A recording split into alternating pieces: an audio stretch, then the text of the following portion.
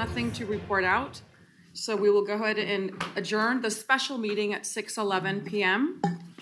And at this time, I would like to call to order the Elk Grove City Council regular meeting. Today is Wednesday, February the 11th, 2026. The time is 6:12 p.m. Clerk. Thank you, Mayor. This meeting of the Elk Grove City Council is recorded with closed captioning. The recording will be cablecast on Metro Cable Channel 14, the local government affairs channel on the Comcast and DirecTV Uverse cable systems. The recording will also be video streamed at metro14live.saccounty.gov. Tonight's meeting replays will be on Friday, February 13th at 1 p.m. and Monday, February 16th, also at 1 p.m. on Metro Channel 14. Once posted, the recordings of this and previous meetings can be viewed on demand at the 3ws.elkgrove.gov or youtube.com/metrocable14. For members of the participating audience who may have personal electronic devices, please place them on silent mode during the meeting or on mute when you are not speaking. City Council welcomes, appreciates, and encourages participation in the City Council meeting. City Council requests that you limit your presentation to 3 minutes per person so that all present will have time to participate. City Council reserves the right to reasonably limit the total time for public comment on any particular notice agenda item as it may deem necessary. Pursuant to Resolution Number 2010-24, no individual speaker concerning public comment may address the City Council for more than 3 minutes. If you wish to address the Council during the meeting, please complete a blue speaker card, which can be found at the back of the chamber, and provide it to Assistant City Clerk Brenda Haggard prior to consideration of the agenda item. With that, Mayor, I will be moving into the roll call. And for the roll call, I will start with Councilmember Robles. Present. Councilmember Spies. Present. Councilmember Brewer. Present. Vice Mayor Suen. Here. And Mayor Singh-Allen. All right, next up is our land acknowledgement. Would the Vice Mayor please assist? Thank you, Mayor. We honor, respect, and acknowledge Elk Grove's first inhabitants, the Plains Miwok, who lived as sovereign caretakers of this land and these waterways since time immemorial. We commemorate and advocate for their descendants, the Wilton Rancheria tribe, the only federally recognized tribe in Sacramento County, who endured because of the bravery, resiliency, and determination of their ancestors, tribal members, and leaders. All right, thank you. Next up is our Pledge of Allegiance. We have a young scout joining us this evening. I would like to call forward Michael John Frazier, who will help lead us in the pledge.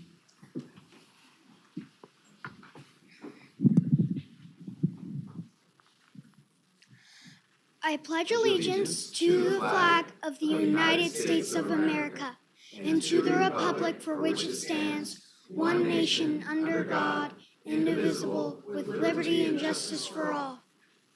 Thank you. Thank you. At this time, please join us for a brief moment of silence.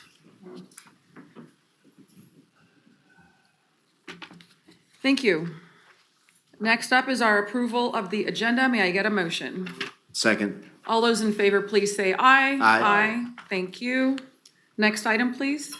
Under Section 3, there are no closed session items on the regular agenda, and as well for Section 4, there are no presentation items on the regular agenda, which will advance us to Section 5, general public comment. All right, at this time, I will go ahead and open up public comment. And just as a reminder, public comment is reserved for non-agenda items. So first up is Trista Kelly, followed by Deborah Williams.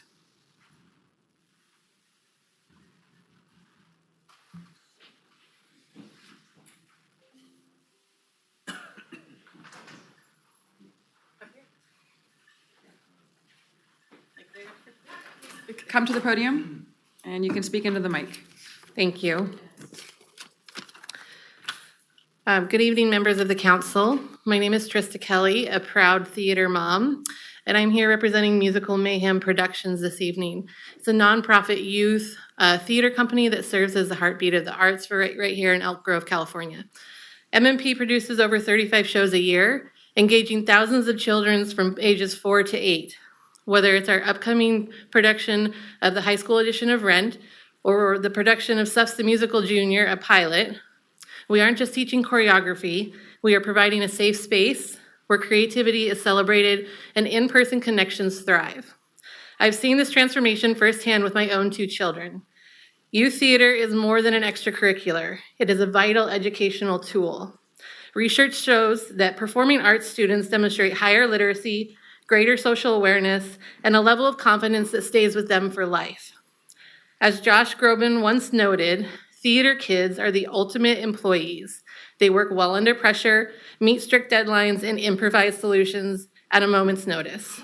Why wouldn't you want to hire a theater kid? Currently, Musical Mayhem Productions is working on a plan to create a permanent theater space in Elk Grove. This home would allow us to expand our programming and extend this magical experience to even more families in our community. When we support theater, we aren't just putting on a show. We are building a more resilient, empathetic, and economically vibrant future for our community. I invite you to visit mmpkids.com to see the work we do, and better yet, I hope to see you in the audience soon. Thank you for your time. Thank you. Next up, and our final speaker for public comment is Deborah Williams. Good evening. Thank you for allowing me to speak. I'm also a theater parent. I also teach theater, but I teach it for underprivileged children.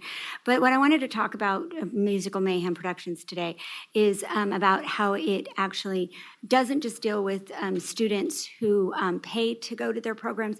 It also deals with homeschool students who are, and they go into other schools in Elk Grove. I was just down in Los Angeles at a different theater convention, and what I noticed is the theaters that were the communities that had theaters in them had thriving businesses. Because I live in Roseville, but I drive out here to bring my child to a theater program.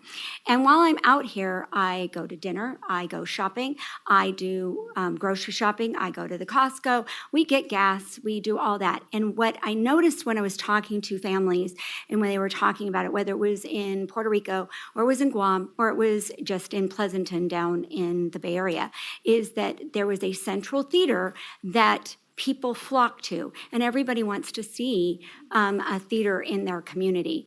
And what would be great is if MMP could have a permanent home, because right now they're splitting their time between the 24th Street Theater, which is closer to me, and then all the schools that are around. And so it's viable for the community, and it's the heartbeat of the community, but it also benefits the community because people come from all over and spend money in your community. And that's what I wanted to say about theater today. Thank you. Thank you. We do have one more public comment. Peter Frederick.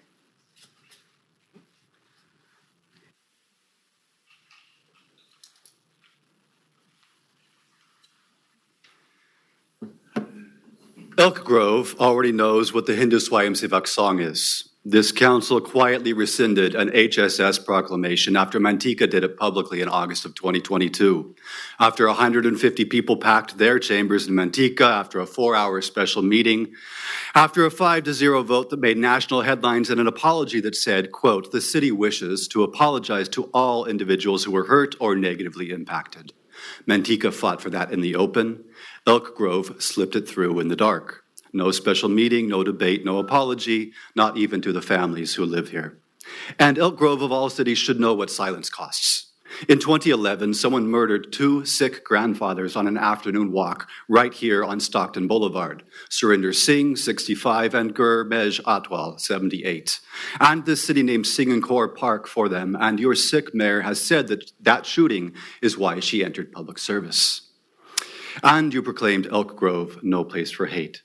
15 years, and the case is unsolved. And when you had the chance to say publicly why you cut ties with an organization, the HSS, that is connected to India's RSS paramilitary, you whispered. So let me tell you what happened while you were whispering. The Hindu American Foundation, which partners with HSS and seeks proclamations alongside them, led the lobbying effort last year that killed Senate Bill 509. That bill would have trained your police department, the Elk Grove PD, to recognize when a foreign government targets people on American soil. Your police department, which in 15 years has never arrested anyone for murdering 2 sick grandfathers in your city. The Police Chiefs Association backed that bill, and both chambers passed it unanimously, and HAF killed it, and celebrated the veto as a victory for civil rights of all Californians.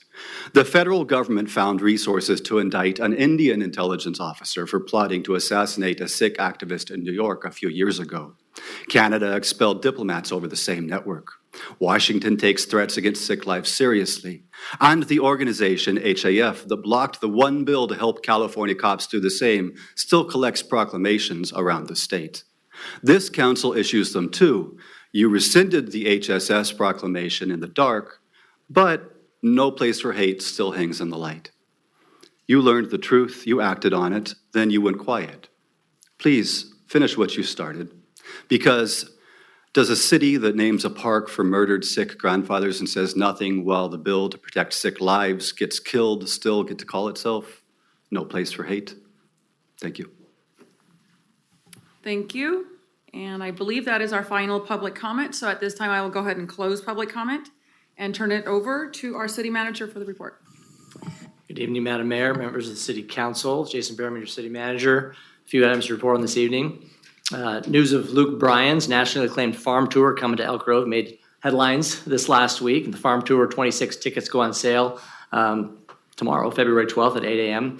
This is one of only 3 Northern California stops on the tour set for Saturday, May 16th at Man Ranch. More information, including dining, lodging deals for the weekend, can be found on the Explore Elk Grove website. Community Partners Advocate of Little Saigon, Sacramento will usher in the Year of the Horse at the Lunar New Year Tet Festival and Parade this weekend, February 14th through 15th at Elk Grove Park. Local cuisine, unique vendors, and cultural performances will be part of the celebration. The event is free to attend. It will be open from 11 a.m. to 8 p.m. on those 2 days. City of Elk Grove is proud to be among the many sponsors of this event. The city's Youth Commission will present Future Forward, a college and career readiness event, on Saturday, February 21st from 10 a.m. to 2 p.m. at District 56, hosted in partnership with Sacramento Credit Union, the Elk Grove Scholarship Foundation, and Elk Grove Unified School District. This event is designed to empower Elk Grove youth with practical tools, guidance, and resources to support a confident and successful transition after high school. Advanced registration was required, and this event has sold out, so very popular. And there are just a few more days to submit your nomination for the 26th Stars of Service Award. Help recognize individuals or organizations who make Elk Grove a better place to live, work, and play. The online application can be found on the city's website, and the nomination period closes on Wednesday, February 25th. And finally, City Hall, Special Waste Collection Center, and the Animal Shelter will be closed on Monday, February 16th in observance of President's Day. Trash and recycling services and public safety services will operate on a normal schedule. And that concludes my report. Happy to answer any questions that the council might have. All right, thank you for your report. Any questions? Looking to the left, looking to the right. Thank you. All right, we will move on to our next item, our consent calendar items. At this time, I will open up public comment for consent items. I do not have anyone signed up to speak, so I will go ahead and close public comment. Any questions? If not, I'll look for a motion. Second. All those in favor, please say aye. Aye. Thank you. All right, next item, please. And like our other sections, we have no public hearings on the regular agenda tonight, which will take us to section 9, our regular agenda action items. And that first being 9.1, which is to receive the fiscal year 2025-26 mid-year budget report and consider a resolution amending the fiscal year budget, authorizing changes to the fiscal year position control listing, and approving an updated citywide salary and step schedule. Good evening, Mayor Singh-Allen, Vice Mayor Stewin, members of the council. I'm Nathan Bagwell, and I serve as your budget manager. I have the privilege this evening of presenting to you the fiscal year 25-26 mid-year budget review. Before we begin, I'd like to thank the many staff who contributed to this citywide effort led by our city manager, assistant city manager, the executive team, their dedicated staff. And I also want to recognize the outstanding analysts and the work they do in the budget office, Cecilia Long and Matt Ruiz. Their focus and commitment were critical to this work, so my sincere thanks to them. What we're going to be doing, we're going to take a high-level look tonight at general fund revenues and expenditures. We'll look at Measure E, major non-general funds, as well as proposed position control updates as well, and we will conclude with council actions and direction. So we're going to start with mid-year report, the mid-year report, general fund revenues. Bottom line, we're looking at a $4.4 million increase overall. Property tax and sales tax make up about 70% of the general fund revenues, so we're going to focus mostly on those, closely on those. Property tax year-end revenues are projected to exceed the adopted budget, and staff is recommending adjusting the estimate accordingly. Sales tax is trending up about 8%. This is driven by strong retail and auto sales, fuel, and continued growth in online transactions. While this trend is positive, sales tax remains sensitive to broader economic conditions, and we will continue to monitor this closely. Additionally, investment income continues to outperform due to elevated interest rates. We've already earned about $3 of the $3.5 million we assumed for the year, so staff is recommending an increase to better reflect expected results. All other general fund revenues are tracking close to budget, and no additional adjustments are recommended at this time. Transitioning to expenditures, at mid-year, the city spent about half, 51 million or 52% of the current year budget. Salary and benefit costs are currently tracking roughly 4% below budget, which is largely due to positional vacancies. As part of this review process, staff is recommending $156,000 of one-time general fund adjustments. These are one-time adjustments for operational needs and timing issues. These include the 4th of July drone show in recognition of the nation's 250th birthday, in code enforcement, increased abatement activity and higher citation appeal volumes, and lastly, temporary recruitment and consultant support services during a leadership transition here at the city. We'll transition now to Measure E. This is the city's 1 cent sales tax that's focused on community priorities. We've received roughly $11.2 million in revenue so far, and we are projecting 34 for the year, which is one more than we adopted in the budget, hence the recommendation to increase. On the expenditure side, the city has spent about 3.9 or 19% of the operating budget. This is expected. Many Measure E projects are one-time and or multi-year infrastructure projects that we anticipate ramping up in the second half of the year as construction begins. Staff is requesting a targeted mid-year Measure E adjustment to address emerging cost pressures, which include increased public safety operational demands and higher than anticipated healthcare costs. Taking a look now at amendment requests for non-general funds, this slide highlights targeted mid-year adjustments to operating and capital funds. $141,000 in Laguna Ridge Maintenance Services Fund, this to address unanticipated repairs and looking to add 1 maintenance specialist to support the city's assumption of additional maintenance. We will discuss FTEs in more detail momentarily. There is a $61,000 request in roadway fee fund, complete work at the Grant Line and southbound 99 interchange. Public Works, this $214,000 request is for consultant services, $200,000 of it pursuant to a high volume of CIP requests and 2 personnel reclassifications, which again, we'll cover that momentarily. Next slide. There's a request for $127,000 gas tax. This is for our traffic engineering management center. This is to support consultant support to maintain operations. Facilities and fleet, $39,000 request there. This is for unanticipated maintenance needs and a compliance audit. And lastly, $140,000 for library improvements where we are applying earned interest from the previous fiscal year. This is with the intent to offset construction costs and reduce the need for additional funding. That brings us lastly to proposed position control updates. Staff is recommending targeted reclassifications in 1 new position to better align staffing with expanded programs, evolving job duties, and operational needs across multiple departments. Key changes include reclassifications in the city manager's office relative to transportation planning, in public works, administrative, financial, and facility supports roles, and in the police department to align a position with current responsibilities. In addition to this, staff is recommending 1 new maintenance specialist. This is to support the city's assumption of Laguna Ridge landscaping maintenance and some streetscape responsibilities with trails. This allows work to shift from contractors to in-house service. That then brings us to the recommendation for council to adopt a resolution amending the fiscal year 25-26 budget, along with changes to the position control listing and approving an updated citywide salary and step schedule. This concludes my presentation. I'm happy to answer any questions you may have. All right, thank you for your presentation. At this time, I'll open up public comment. Seeing no one has signed up to speak on this item, I will go ahead and close public comment. Any questions or comments from council colleagues? Looking to the right, seeing none. Yes, Councilmember Brewer. I want to thank you, Mr. Bagwell, for this presentation and looking at how we are moving forward on this budget. Really good signs, especially when you're looking at how we're doing it and the intentionality that we're doing it in. So thank you. Very happy to see where we're going.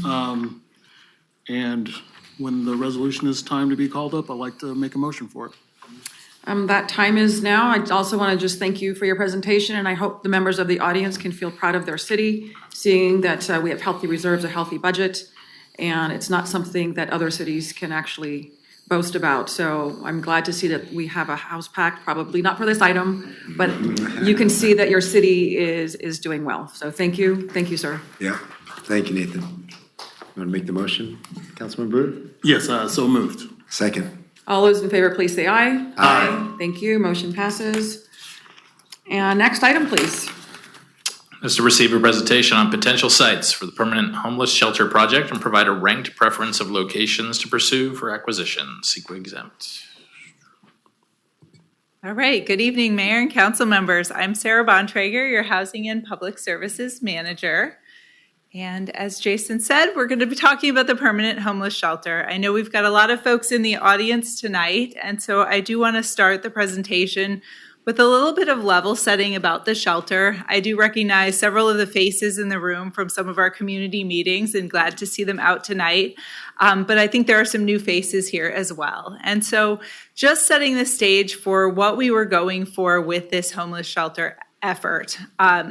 Recognizing we've heard from our community that addressing homelessness is a top priority. We have a relatively small share of Elk Grove's overall homeless population, less than 2% of the county's population, but it was a high priority when we did our Measure E polling, and it's something we hear from a lot. We hear from a lot of residents about this. We want to recognize that when we implement homeless solutions, that benefits our whole community. Some of the things that we've seen since we opened our year-round shelter is a 65% decrease in encampments. And we've seen several people move on to permanent housing as well. So great outcomes for folks staying in the shelter, but also good outcomes for the neighborhood. And just to start this up, I know some of the biggest fears about the shelter are that we will be attracting folks from other cities. This shelter project is going to solve Elk Grove's needs. It is not meant to solve the region's needs. It's not meant to solve Sacramento's needs. And in fact, we have a pretty rigorous vetting process for folks who are coming into the shelter.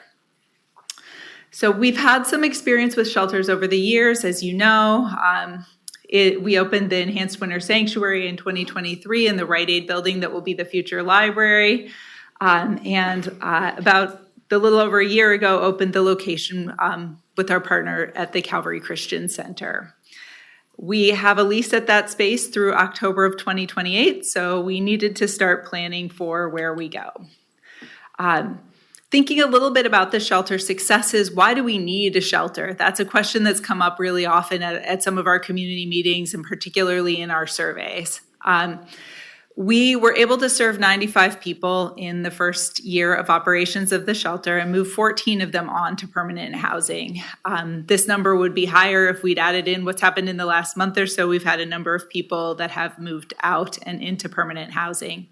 We've also had good success connecting people with behavioral health, mental health resources, and with employment. Sometimes people come to us employed. In the last year, 12 people found new or better employment while they were at the shelter. So we have done some impact mitigation for the neighborhood around the shelter. Our PD and navigators, homeless services navigators, spend a lot of time in and around the shelter. And we've received relatively few neighborhood complaints. It's not a zero, but it's a lower number than we would see from some of the other shelters in the region. In the first year, we had 51 public initiated calls to the shelter, but only 6 of those came from members of the public. The rest came from either shelter guests or shelter staff. So in light of that, the continued need for shelter, there will always be people experiencing homelessness for one reason or another. We want to get started planning now. So we started back in July with some conceptual planning and then moved into the siting criteria and site selection phase in October, which is culminating in this meeting. After this, hopefully we'll be able to move forward with the site and move on to design, development, and ultimately bidding and construction. So we had a few goals in the shelter project, one of which was clear and transparent communication with our residents. So we've had many opportunities for folks to participate in the design of the shelter, in the locating of the shelter. And advertise that in a lot of ways through online feedback opportunities, which we'll share the results of those. We did some targeted outreach to community groups and neighborhoods, shared with our mailing list in a social media campaign, our city newsletters. This was featured in 3 of them. And that started with some community engagement. And I know you've all seen this before, so I'll move pretty quickly through this. Community meetings in August and September to get us to, and we also ran a survey what folks would want to see in a shelter conceptually. So we saw a lot of support for including families and pets, which we are accommodating, a lot of support for services offered at the shelter, and for something that fits in with Elk Grove. So where we landed on this with the conceptual program, a low barrier model that accepts people's possessions. They need to be able to bring some of their belongings, their pets, and their partners if they have one. We are planning for 20 beds for adults at this shelter with 5 emergency beds that can be used by our police department, and then 4 family units that are combinable if we have larger families. We also wanted to add a commercial kitchen. That's a great opportunity for our volunteer groups, as well as a training opportunity for the guests of the shelter. Wanted to have a welcoming space, trauma-informed design, adequate office space, which right now is not great in our current facility, and just overall something that really reflects the needs of the Elk Grove community. So our shelter that we are planning, as I mentioned, and want to say again and stress throughout, this is for our local community. This is not for the region. This is to help Elk Grove residents who become homeless and offer them a safe place to be. And to keep it safe, 24/7 staffing, 3 staff on site at all times, setting rules and expectations.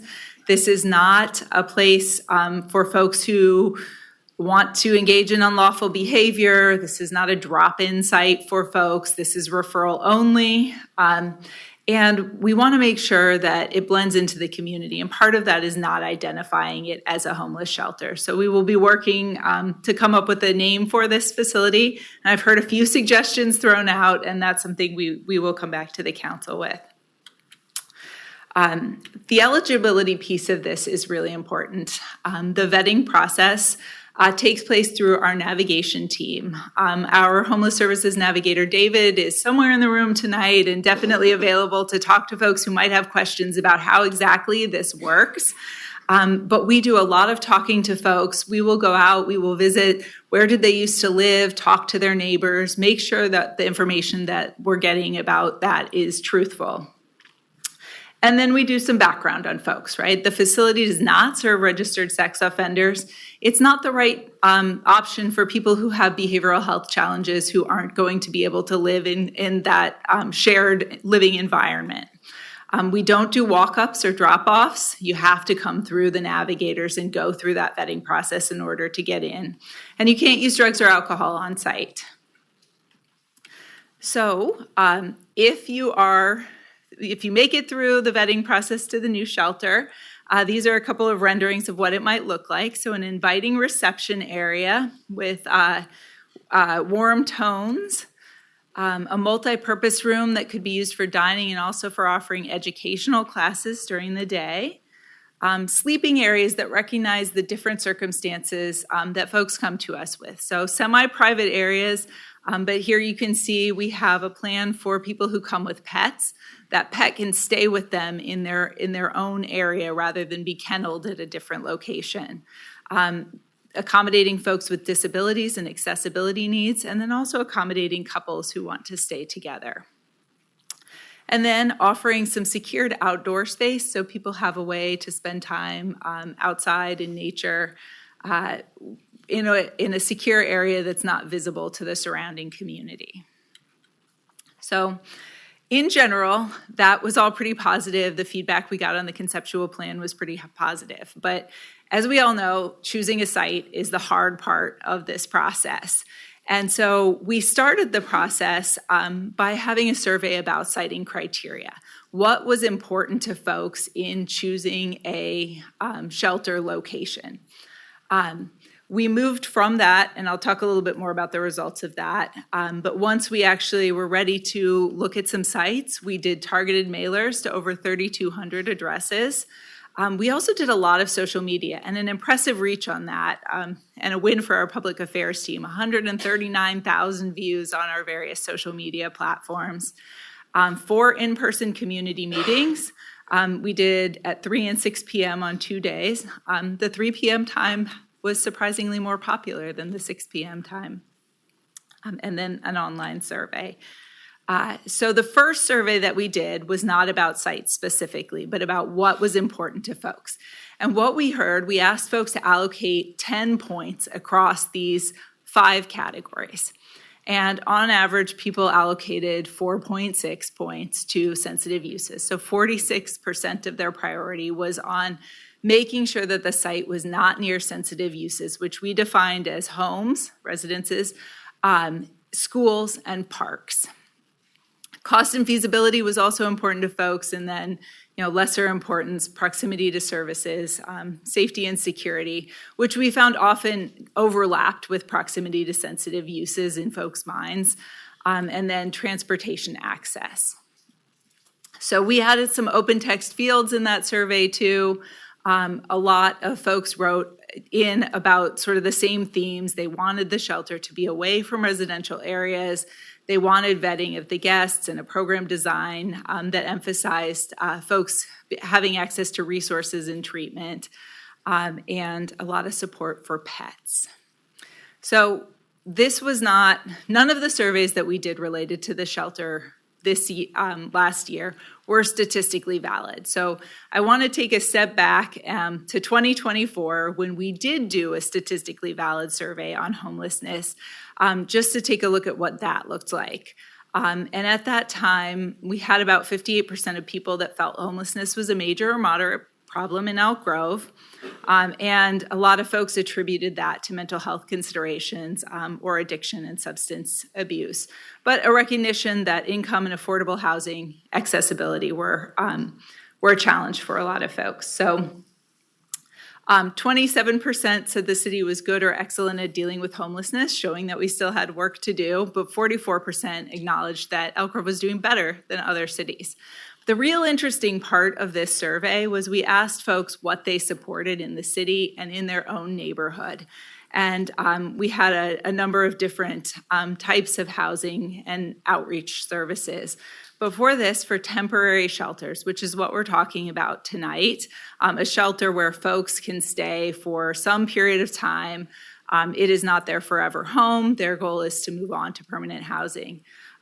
Overall, about a third of our population supported having a temporary shelter in the city, and 37% supported having one in their neighborhood. Now, this was in concept, not a site that was actually identified, but 54% of folks either supported or were neutral in this statistically valid survey towards having a shelter in their neighborhood.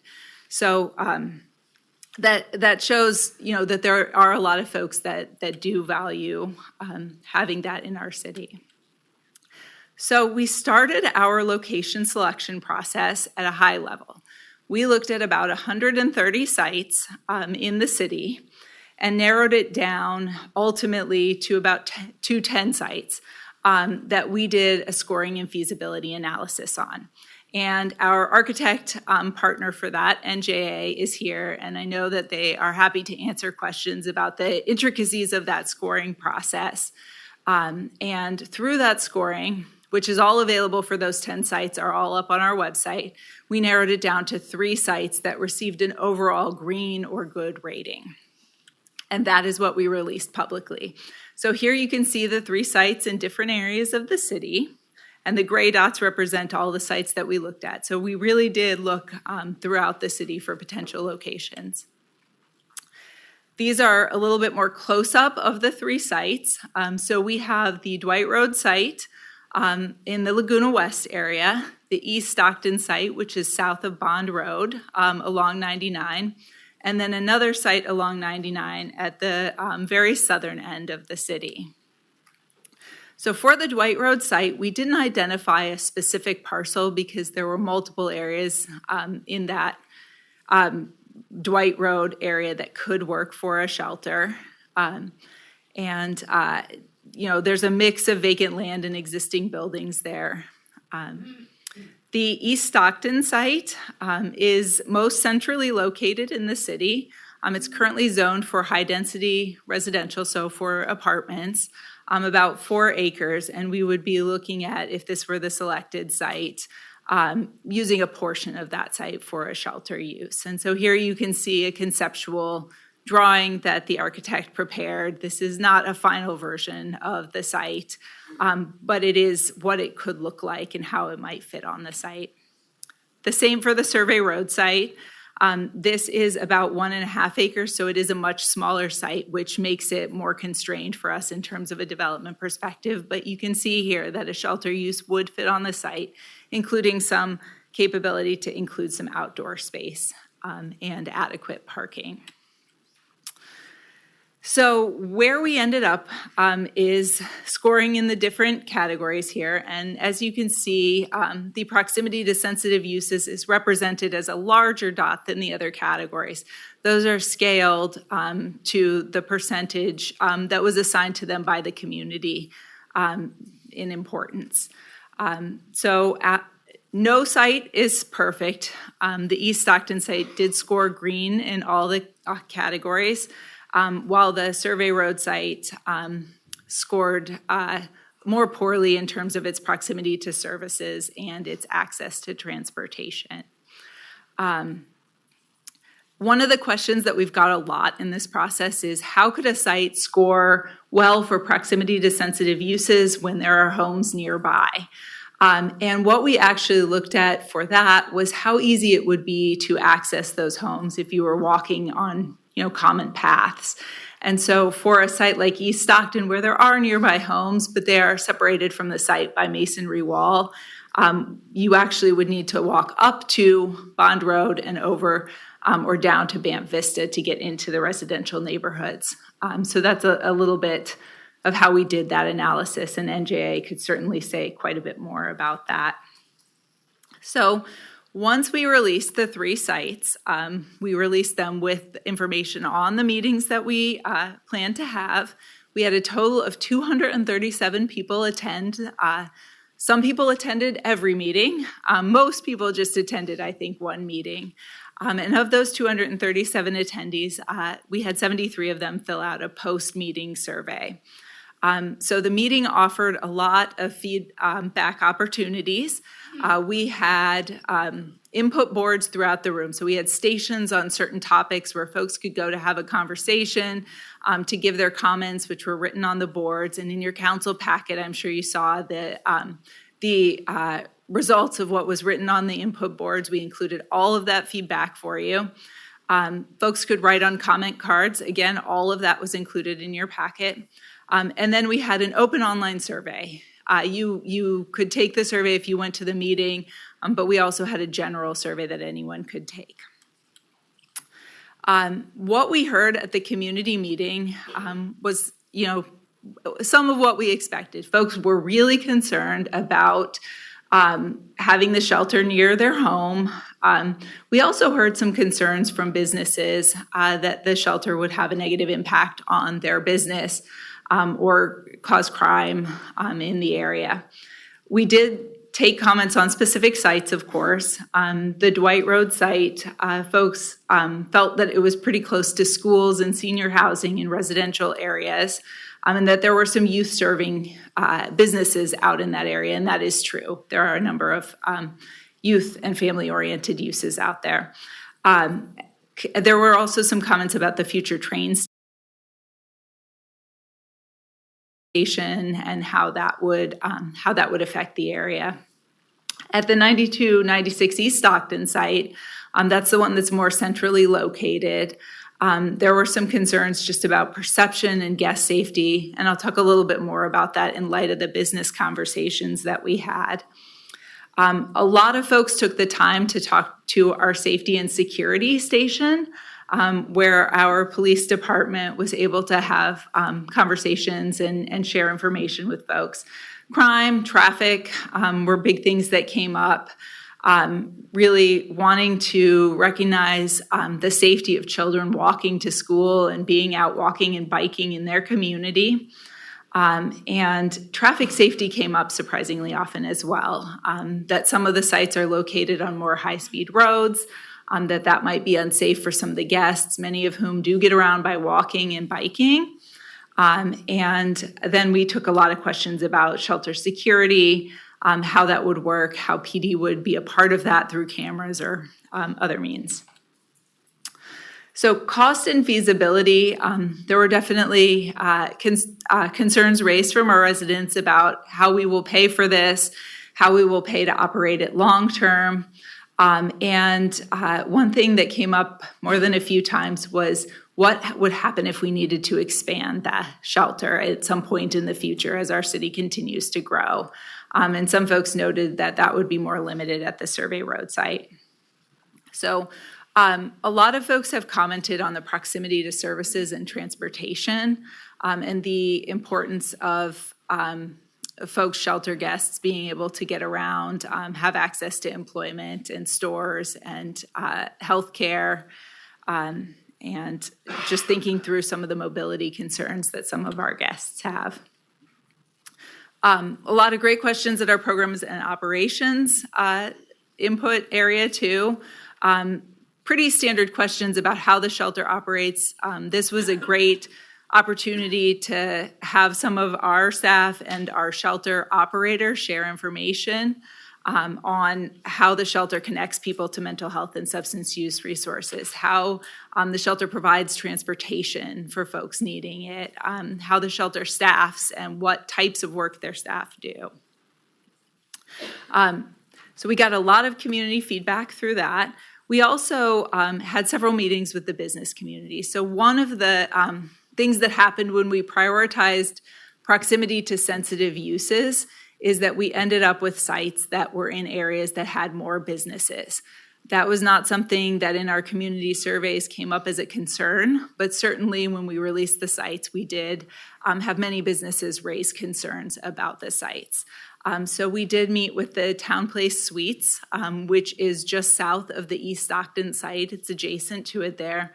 And they shared some of their concerns about how it might impact their operations, particularly in light of the importance of online reviews for their shelter or for their hotel going forward, and noted that, you know, if things didn't go well for them, that the city would see a reduced transit occupancy tax. We also got a comment from Explore Elk Grove asking that the council not locate a shelter within 1,000 feet of a hotel and requesting an economic impact study. And we did hear this call for an economic impact study from several of the businesses. The office condos near East Stockton, their association met with us and some of the owners. They were concerned about the viability of selling their properties and the safety impacts of it. We had some Dwight Road comments. The Sacramento Area Sewer District raised some concerns about the proximity to their Echo Water sewer facility. And one of the businesses in Dwight Road, out on Dwight Road, raised similar concerns about business impacts. And then down at the Survey Road site, we did have a chance to talk with the Flatland Brewing Company, which is immediately adjacent to the Survey Road site. And they were concerned about some potential impacts to their business from the shelter guests. So the city is committed, wherever this shelter goes, the city is committed to working with the businesses in the surrounding area to look at how we can design the shelter buildings, how we can design that space to minimize impact, and how we can be a good neighbor, including making sure that we're responsive quickly to any problems that would arise. So most of our residents gave their feedback through a community survey. So we had 812 people respond to our online survey. That's the combined results of the post-meeting survey for those who went to those community meetings and the general one that was open. And we asked a number of questions, but the most important being, which sites did people prefer? And Can I just ask a quick question on that one? For the online survey, were they unique individuals, like unique emails associated, or like maybe one person filling it out maybe 10 times? So the way that the survey tracked it, we could not necessarily tell if folks were filling it out a ton of times. Many people did leave their contact information. So in my looking through it, it didn't look like that was the case. Many people put open text comments in there and wrote a variety of things. And so that to me says when you've when you've left a paragraph in one, you're probably not writing another paragraph and another paragraph. So it didn't seem like it was a huge issue where folks were continuing to take the survey time and time again, but that is hard to track. So with the preferred sites ranking, so this is not weighted, this is just responses from those roughly 800 folks. You can see here that the Survey Road site was the first choice of about 43% of people. With the East Stockton site kind of being second, 31% indicated that was their first choice, and the Dwight site being the least popular. You can see that the most people indicated that the Dwight Road site was their least favorite. 45% of people liked that site the least. And then this table shows some weighting. So if we assigned people's first choice 3 points, their second choice 2 points, and their third choice 1 point, the Survey Road site would have almost 1,800 votes, compared to about 1,600 for the East Stockton and a little under 1,500 for Dwight Road. And then this is very interesting. We did ask people to report their home zip code. The vast majority of people who took the survey reported one of 3 Elk Grove zip codes. There were only a handful of people that reported living somewhere else. So what this shows is that for folks who lived in the 95757, the middle one here, there was no site in the 95757. When we looked at it, there weren't any great choices in that zip code. Folks who filled out the survey from that zip code, which was fewer than filled it out from some of the other zip codes, about equally preferred all 3 sites.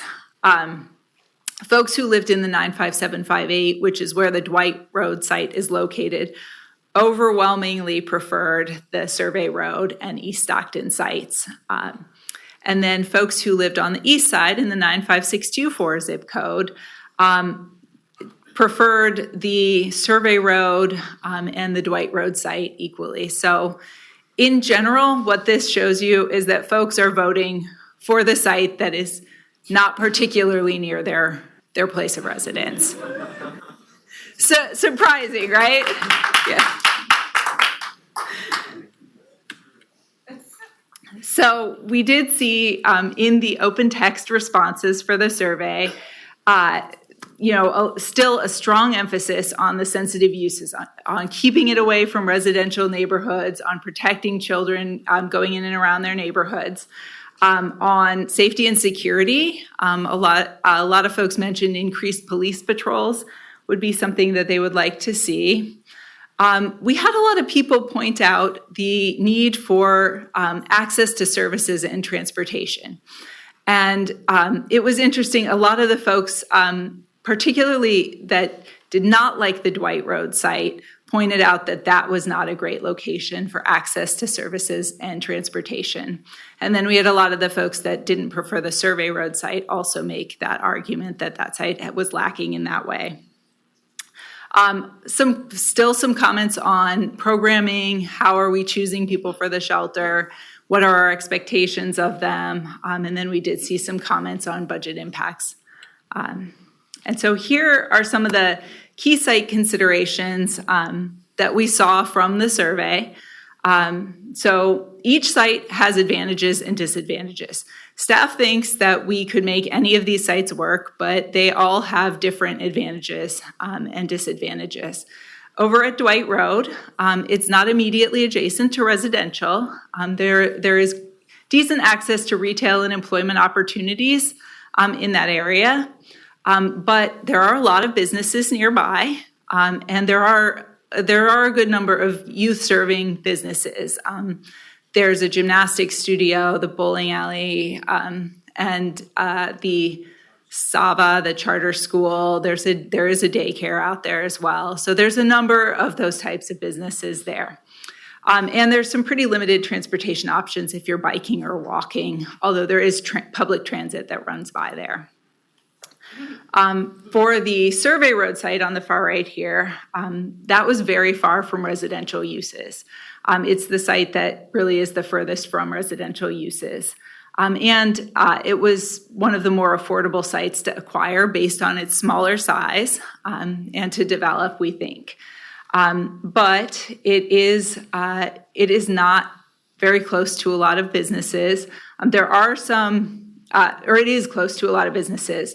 There are some youth-serving businesses down there. There's a music school that's adjacent to the site. There's not much retail nearby if folks are looking to go to a store, and pick up a drink or some food.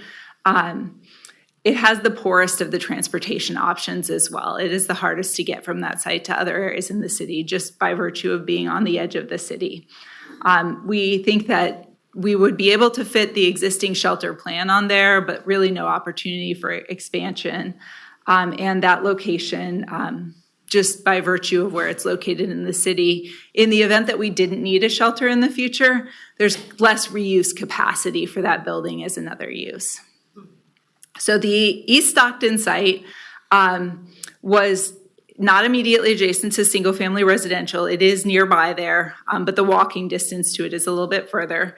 It does have the best access to retail and social services and employment of the three sites, and the best transportation options, being close to Bond Laguna there. And interestingly enough, it has the fewest youth-serving businesses nearby of all three sites. But it is the one where we got perhaps the most feedback from nearby businesses that they were worried that this would impact their operations, including the Town Place Suite and the office condos across the street from it. So a lot to weigh there for you all. The city doesn't own any of these sites, so we would have to acquire at any of the sites. And one of the reasons that we're asking you tonight to rank them in preference is we don't know on any given site that we will be able to reach an agreement with the property owner. So we are looking at the cost to develop. This is still something that's very much under development. We think that the Survey Road site would likely be the least expensive because it is the smallest site. The East Stockton site is on the more expensive side, but there would be some additional land that we would be picking up as a part of that site. It's a larger site overall, and that's driving some of that cost increase, as is getting the infrastructure onto the site. And then the Dwight Road site, because we didn't have a specific parcel we were looking at, that was a little harder to estimate the actual costs there. So we gave it a fairly wide range, but that could be adjusted based on which site we actually acquired, if that were the preferred location. We do have this budgeted through Measure E, and we also have some state homeless appropriation funds that we're planning to use, about $4 million. From that fund, with the remainder coming from Measure E. So a lot of information to digest here, and I know we'll hear a lot from folks in the audience, but what we are asking the council to do after hearing from everyone is to provide a ranked preference of the site. So we would like to know which site you would like staff to negotiate for first, and then let us know your second and third choices. And we would work through them in that order. We do not have a lot of time to spare on this project. Right now, the construction timeframe is really tight. And so we will need to move quickly to go work with the site owners and see if we can accomplish an agreement. So I'm happy to answer questions. I know our NJA folks are happy to answer questions if you have detailed questions on the scoring. Thank you for your very thorough presentation. I think what I will suggest is we take some questions and at the onset while you're here, and then follow-up questions and deliberations after we hear from the public. I asked already about the surveys. I do have two just follow-up questions before I turn to my colleagues. We are going to be in the existing place till the end of 28? October 2028. Okay, so that's still some time. That's still a ways. And this is going to take a few years to even build. Yes. One of the sites that has 0 businesses today, that's not necessarily what will be there tomorrow, as in 3 years from now, correct? Yes. Okay, those were my questions. I'll look to the left. Any questions for Sarah? Yes, Vice Mayor. Oh, okay, go ahead. Sarah, thank you, Mayor, and thanks, Sarah, for the presentation and recap on everything. Great job to you and the team for outreaching to the community and getting the word out, education, and answering all the questions from folks. I just had some things from review because you mentioned we mentioned transportation, but I wanted to ask you our homeless demographic. Are they using transit mostly to get around? How are they getting around? So they don't use transit as often as we might hope. Transit runs relatively infrequently in our city and doesn't always go directly to the places that they might want to go. So we do see a lot of our folks walking, and most of them have bikes, and so they get around a lot by biking. The shelter staff are available to transport people to certain types of appointments. Like they will take you to your job interview, they will take you to your medical health care appointments, to go get Social Security cards or sign up for benefits. They don't take people on like personal or social errands. They won't take you to the store, for example, or to go have dinner with your mom. But they will, if it's working towards your housing or employment, they are available for transportation for that. Okay, and then you mentioned stores. I mean, are they, typically the demographic in terms of grocery store? Are they usually going there, or are their food being provided by the shelter? So the shelter does provide 3 meals a day and snacks, and most of our folks do eat at the shelter.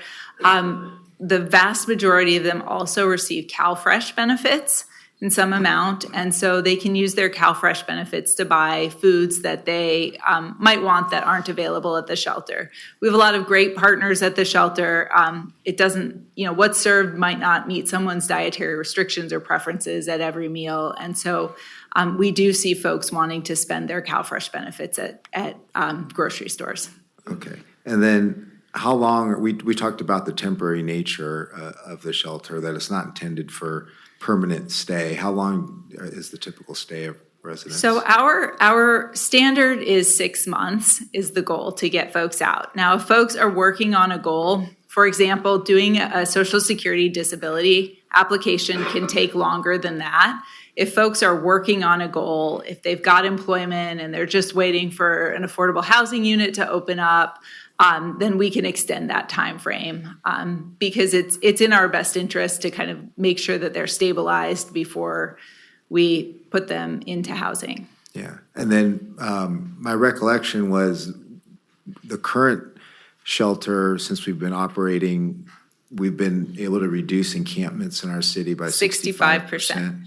And get dozens of homeless people into permanent housing? Yes. Okay, thank you. I think that's it for now. Thanks. Councilmember Brewer, did you have a question for Sarah? Okay. Councilmember Spies? I do have a few quick questions. Councilmember Soon jumped on a lot of them for me, so that's a good thing. I won't go over them again. I do have a question. Let's talk about walk score real quick. I tried to look it up myself. It says it's proprietary information on how walk score is calculated. Could you give me a little bit of understanding on how walk score is calculated? CJ, do you want, I know you're far more familiar. Sure, good evening, council. So the walk score in this case is a qualitative analysis around what the experience of a pedestrian or other user of, say, the sidewalk or trail infrastructure would be to access services or other transit opportunities and whatnot from the potential shelter location out to the outside world. So in cases, we look at places like, what's the status of sidewalks in the area, ability for people to cross the street reasonably, are there signalized intersections, activated crosswalks, other trail infrastructure. There are other categories or other ways we can look at a traditional walk score that's more comprehensive, and it's a procedure we would use through a more detailed environmental review process. Our general plan lays out a protocol for that. But in this case, it's really more of a qualitative analysis looking at what that infrastructure would be and what that experience would be for users. So putting that in layman's terms. In simple terms, it's how easy is it for you to get from point A to point B? Okay, so How it's really the shortest distance between 2 points. it can be a short distance, it can also be the safety around that. So we will look at places where there are sidewalks, where there are clear crosswalks, say pedestrian signalization at a signalized intersection. Those are places that are going to score better in the review because they are a safer environment for a pedestrian versus locations where maybe there are more challenging movements. So I believe, if Sarah, you want to bring the scores back up to compare the 3 sites, if I recall correctly, you'll see in there. There's a lot of slides. I'm going. Yeah, a lot of good information. Okay.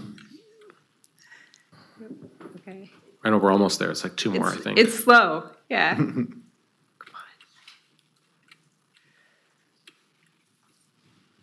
on. Okay. Should be the next one. There we go. Okay.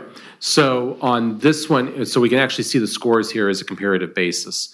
So in the case of something like Dwight, when we're talking about the walk score, it's what's that experience to get from the potential location that's there, which certainly is a fairly large area with the number of sites we were looking at, to get to places such as the proximity to services. There are sidewalks in the area that are able to connect you. There is the signalized intersection at Dwight and Laguna Boulevard that you'd be able to cross. There's not a signalized leg, if I recall correctly, at that dogleg turn to go westbound to get towards the freeway. So there's a little bit of a conflict there. Additionally, for some of our shelter guests who may experience disabilities, getting over the railroad tracks while there is a dedicated sidewalk for them to make that transition, you are talking about a grade separation, about a vertical change for them to have to navigate to get up over. And so in that case, in the distance they're having to go for those services, the additional streets they have to cross, it does score poor in that case. In something like the case of Stockton, or East Stockton, we know that on the frontage of the property itself, there is additional sidewalk improvements that need to be installed. But once those are addressed, you can very easily get up to, say, Bond Road, where you have a number of retail opportunities, a signalized intersection. It's fairly easy to generally navigate up that direction. Conversely, eventually, again, there's some improvements with some sidewalk gaps to fill, but you could certainly go south a little bit to get down towards Elk Grove Boulevard. In the case of Survey Road, similar sort of issue, but you're talking about getting out towards Grant Line and the proximity of the services that are around it. So sort of a relationship there. The ability to make those movements and get out further within the broader community becomes a challenge. You think about going up, say, East Stockton, north of Grant Line. We don't have sidewalks on both sides of the street. There's a couple of gap segments to deal with as you continue to go further north. You also have the fact that you're crossing either over 99 or over the railroad tracks to get to other potential destinations. Again, things like services. So those distances from a walkability start to really negatively impact the characteristics of those sites. Okay, thank you.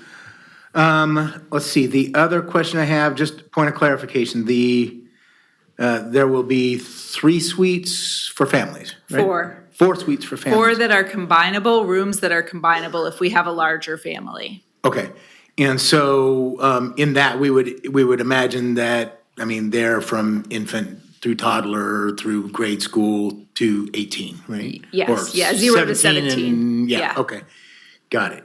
Let's see. So do we have a discrete budget item currently for transportation in the budget for TGI? We do have a mileage line item for them in that budget. Okay, how does that work? So when their staff need to transport someone to an appointment, they track the mileage on that, and then they file an expense report, and they're reimbursed for that mileage at the IRS rate. Okay. And so what are they typically taking them to?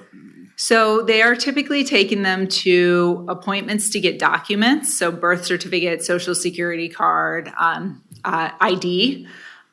They take them to job interviews, to housing appointments, and to healthcare is a big one. We really make it a point to connect as many of our folks as possible to behavioral health or mental health care, and to physical health care to make sure that they have those things taken care of while they're in the shelter and have a good ongoing plan to manage their health once they're housed.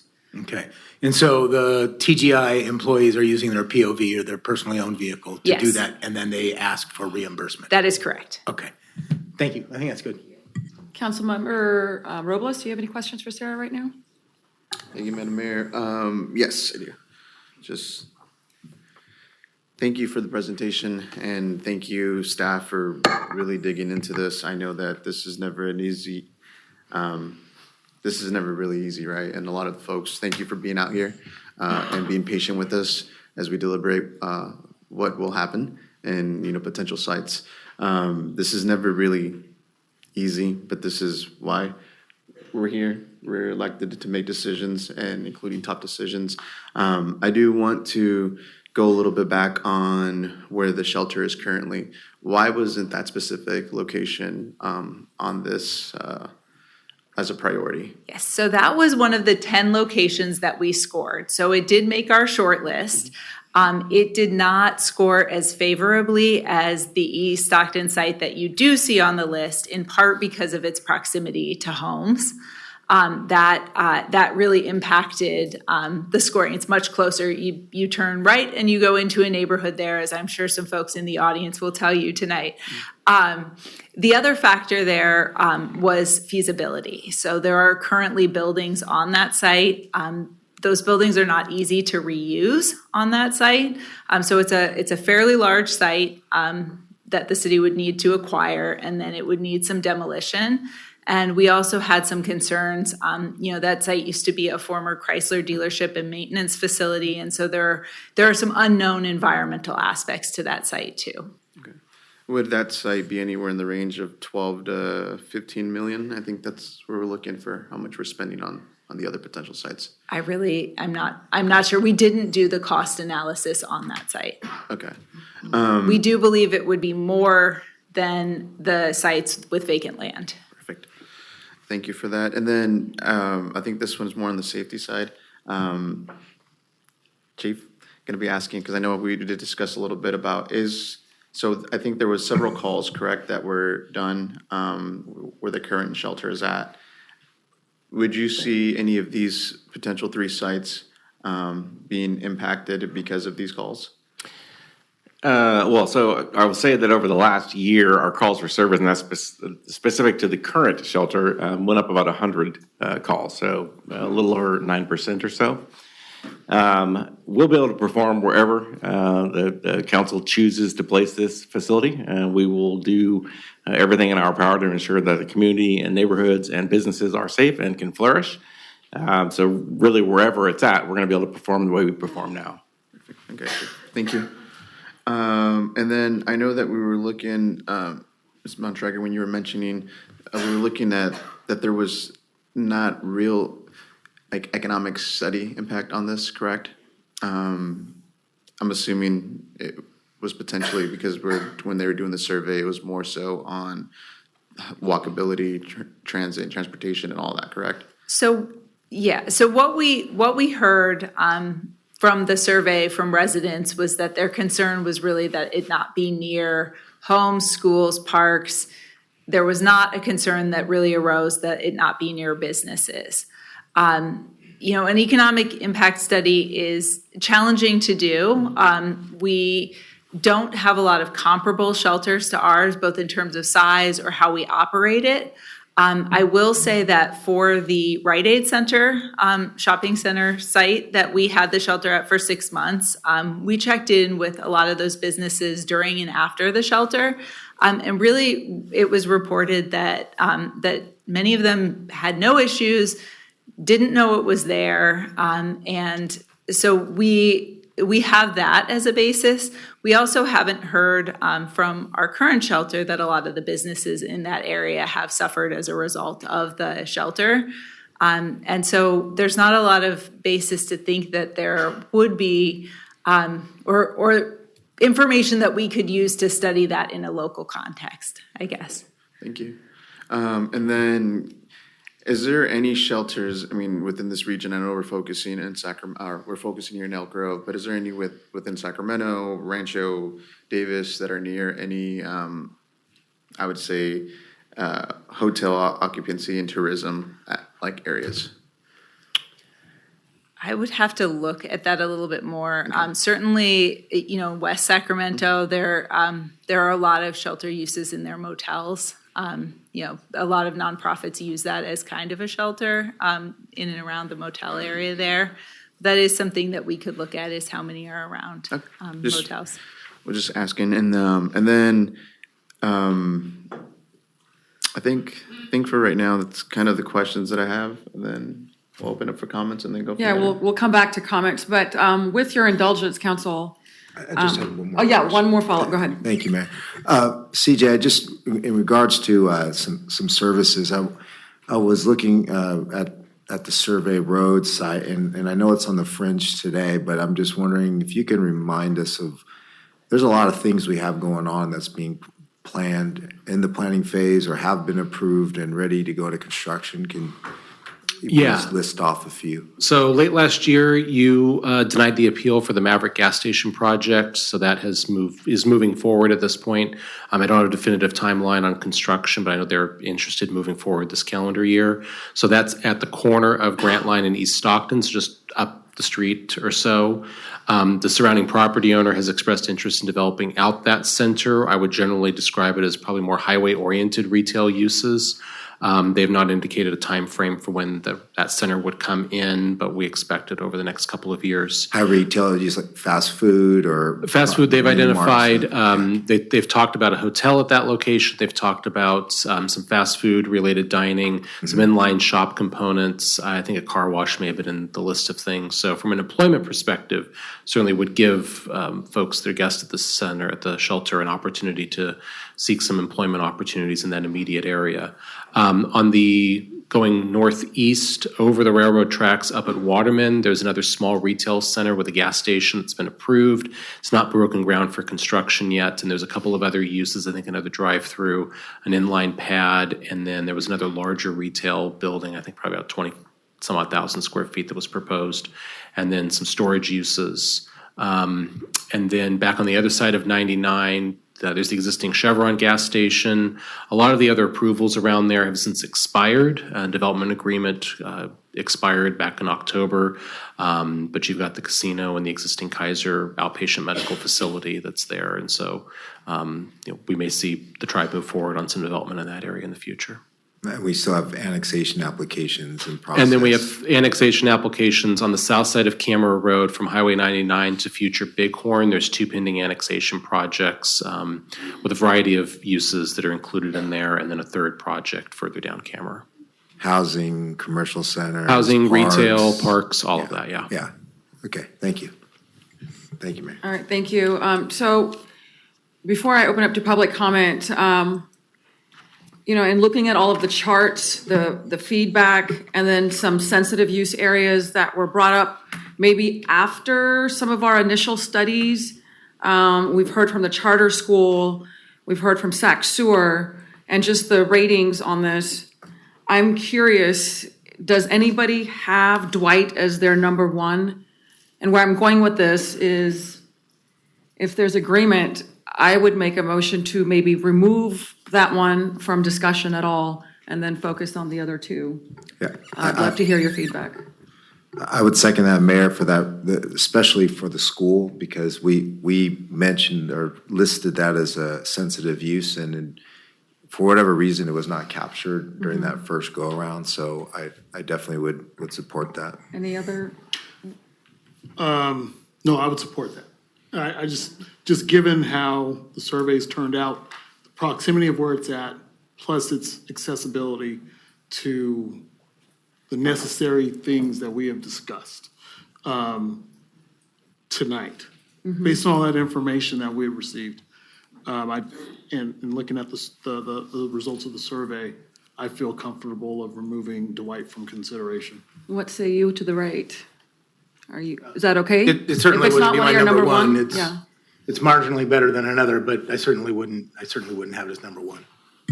Okay, so do we need this as a formal action, or can we just remove that from consideration? We're good That's with fine, that? direction's fine. Okay, so just for the public, so we are removing Dwight from consideration for the future homeless site. Okay, hold on. There were a number of issues raised, so in the interest of time, in the interest of discussion, those sensitive uses really became striking. The Saba School, the daycare, and a number of other, and Sac Sewer, of course, not limited to what they had to say. And of course, the community feedback was pretty strong. So with that, I'm getting ready to open up public comment, but know that if you have submitted maybe a comment for that, you feel free to remove it so that when I call your name, you're welcome to, of course, stay. I'd love to continue to see rooms filled like this. But with that, I'm going to go ahead and open up the public comment opportunity. And I'd like to just, first of all, before I do that officially, I do want to thank staff for your hard work and diligence with a very open and transparent process. I actually have received a number of feedback from the community that outside of the selection of a location, they really appreciated the process, the information that they received. So I want to thank everybody that helped make this to get us where we are today. So with that, I'm going to open up public comment. I am going to keep it at 3 minutes, but if you've heard something that you've already, for follow-up speakers, if you've heard something, feel free to shorten it and be concise so that we're not hearing maybe the same points, but it is your 3 minutes. I was, going to maybe restrict this to 2 minutes, but I think eliminating one site, I'm going to give you your fair time here, but you will have 3 minutes.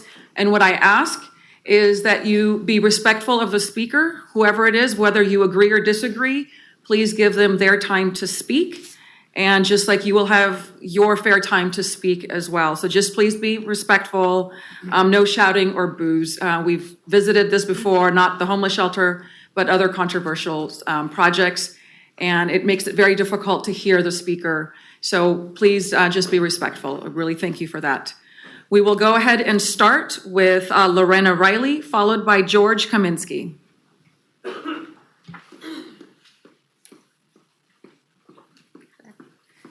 Good evening, Mayor and members of the City Council.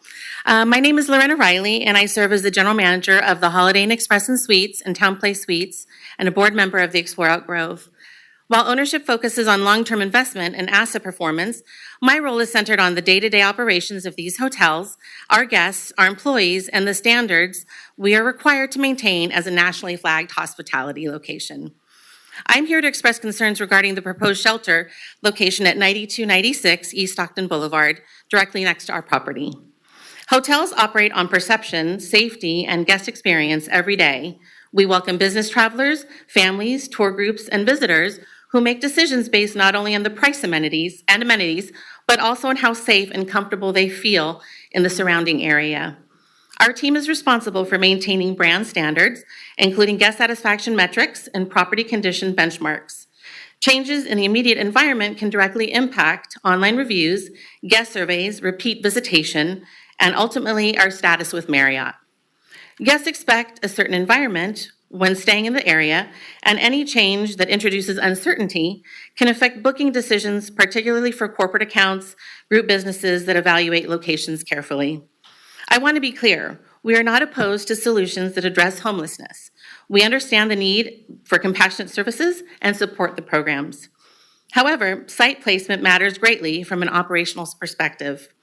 Facilities of this nature should be located where they can operate effectively without creating unintended impacts on surrounding businesses, employees, and visitors. Before moving forward, we would respectfully ask the city to conduct a comprehensive economic and operational impact study to fully understand how this placement could affect hospitality operations, workspace, safety, and visitor perception within this corridor. Thank you for your time and consideration. Thank you. Next up is George Kaminsky, followed by John Barbour, and I would say the same for claps. We can refrain on those, that would be appreciated too. Thank you. Good evening, Mayor Singh, council members, and city staff. I'm a resident that lives a short distance from the proposed center, just around the corner from Fikert Elementary. Been in town since 1983. I'm speaking on behalf of the neighbors that also can't be here as well. Some points, I'm not really looking to ask any questions at this point, just trying to give you some feedback. Some items that I think should be very seriously considered is the proposed shelter is less than a half a mile from the elementary school, Fikert Elementary, on Fikert Drive. We've seen homeless people climbing the wall that separates our residential neighborhood to East Stockton Boulevard. They've actually been coming over the wall periodically and through our neighborhood, so they don't always go around Banff Vista or down to Bond Road. It's too close and unsafe for the children. Our neighbors across the street are considering moving because they have 2 young children that they have to take to Fikert Elementary. It's also too close to our residential neighborhood where we've been there for over 40 years protecting our investments. There's also been some recent crime and some break-ins in the area, which we've never had up until now. Also, we're concerned about the unsightliness. This morning I was driving down Bond Road, saw another person pushing a cart with all their belongings. A week ago, I was in front of the old CVS on Elk Grove Boulevard, and somebody was camped out under blankets over there. We haven't seen that in the past. We've also seen more trash and abandoned vehicles in the area. It's also right across from the elderly assisted living and right next to a hotel. And I think that should be seriously considered, but most importantly, Fikert Elementary that's so close. If we're eliminating Dwight Road because of a school, why wouldn't we eliminate East Stockton because of the school that's so close as well? Also, we're concerned about our reduced home property values. Newcomers will will be reluctant to purchase homes next to a shelter.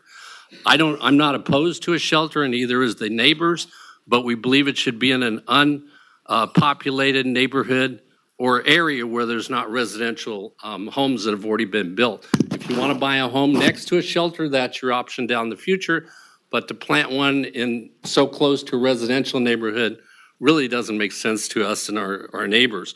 Also, our neighbors across the street who have the young kids have been jogging on East Stockton Boulevard. They've had recently a homeless person was following the wife.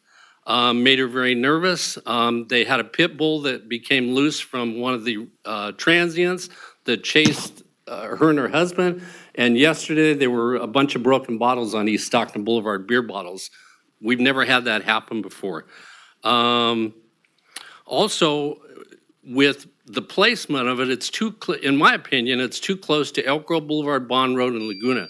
We already see a lot of homeless beggars out in that area. Thank you. Okay? Thank you for your time. Appreciate All right, it. next up is John Barbour, followed by Debbie Meyer.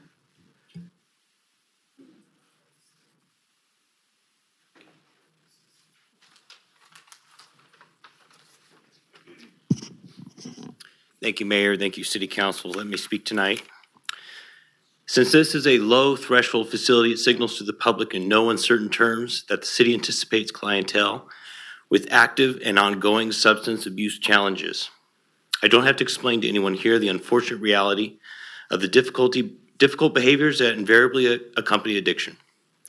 In which case, out of respect to the taxpayers who are on the hook funding this project to the tune of $1.5 million a year, or about $4,000 per shelter bed per month, or twice the average monthly rent for a typical Elk Grove apartment, I believe the shelter should be constructed at the Survey Road location. This site received the city's highest marks for safety and security due to its distance from residential neighborhoods and schools, which our community has consistently identified as a top priority. At the same time, it offers proximity to places for potential employment and access, one could argue, to major transit corridors. I urge the council to support this site as the best path forward for Elk Grove. Thank you. Thank you. Next up is Debbie Meyer, followed by Matt Monahan.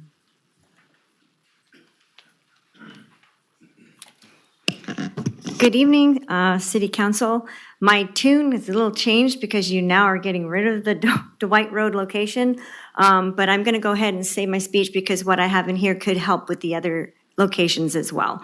My name is Debbie Meyer. I serve as the president and owner of Elk Grove's largest sports complex, Elevate Gymnastics Academy. We are one of the businesses on Dwight Road. Each year, we instruct over 2,000 students, host large-scale events, and generate tax revenue for the city and receive long-term support from families whose children participate in our program from early childhood through the high school graduation.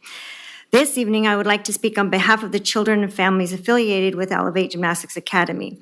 I recently attended the community meeting hosted by the committee overseeing the homeless shelter project at District 56. Initially, I had reservations about the program. However, and some things are forgetting to be mentioned or reminded that was said, after hearing an informative and comprehensive presentation, my perspective has changed, yet I'm dealing with many families and many children that are concerned. I now support the project, but I would like to address a few specific points for your consideration. First, my initial concern was based on misconceptions about the shelter serving individuals experiencing homelessness due to substance abuse and several mental illnesses being housed near my business. Upon receiving additional information, I learned that the entry into the shelter requires qualification referral. You're not just picking somebody up off the street and throwing them into the shelter. I thought that was a huge point. Therefore, I suggest the city of Elk Grove consider, as you had mentioned, renaming the program as maybe a restart program or a traditional housing project. I think that would positively have some opinions from the community. I would like to continue on. I appreciate the thorough guidelines established for selecting residents eligible for the shelter. If these rules are consistently enforced, the shelter will offer valuable support to those in need of a new start. Nevertheless, some of my customers have expressed concerns regarding enforcement, specifically the time frame. This hasn't been talked about yet, or maybe I'm just not aware, for removing individuals who do not adhere to the shelter policies, such as violations involving substance use and disregard for curfews and resources. I hope clear procedures can be communicated to ensure prompt resolution of such issues. Third, as a leader of my organization, my foremost responsibility is the safety of our members. The shelter's proximity to Elevate Gymnastics Academy may understandably cause unease among our clientele. This underscores the importance of a robust law enforcement and adherence to established guidelines to maintain a secure environment. I ask the City Council to recognize how crucial effective rule enforcement will be for organizations like ours or any other place that you go to. Thank you very much. Thank you. Next up is Matt Monahan, followed by Steve Scott.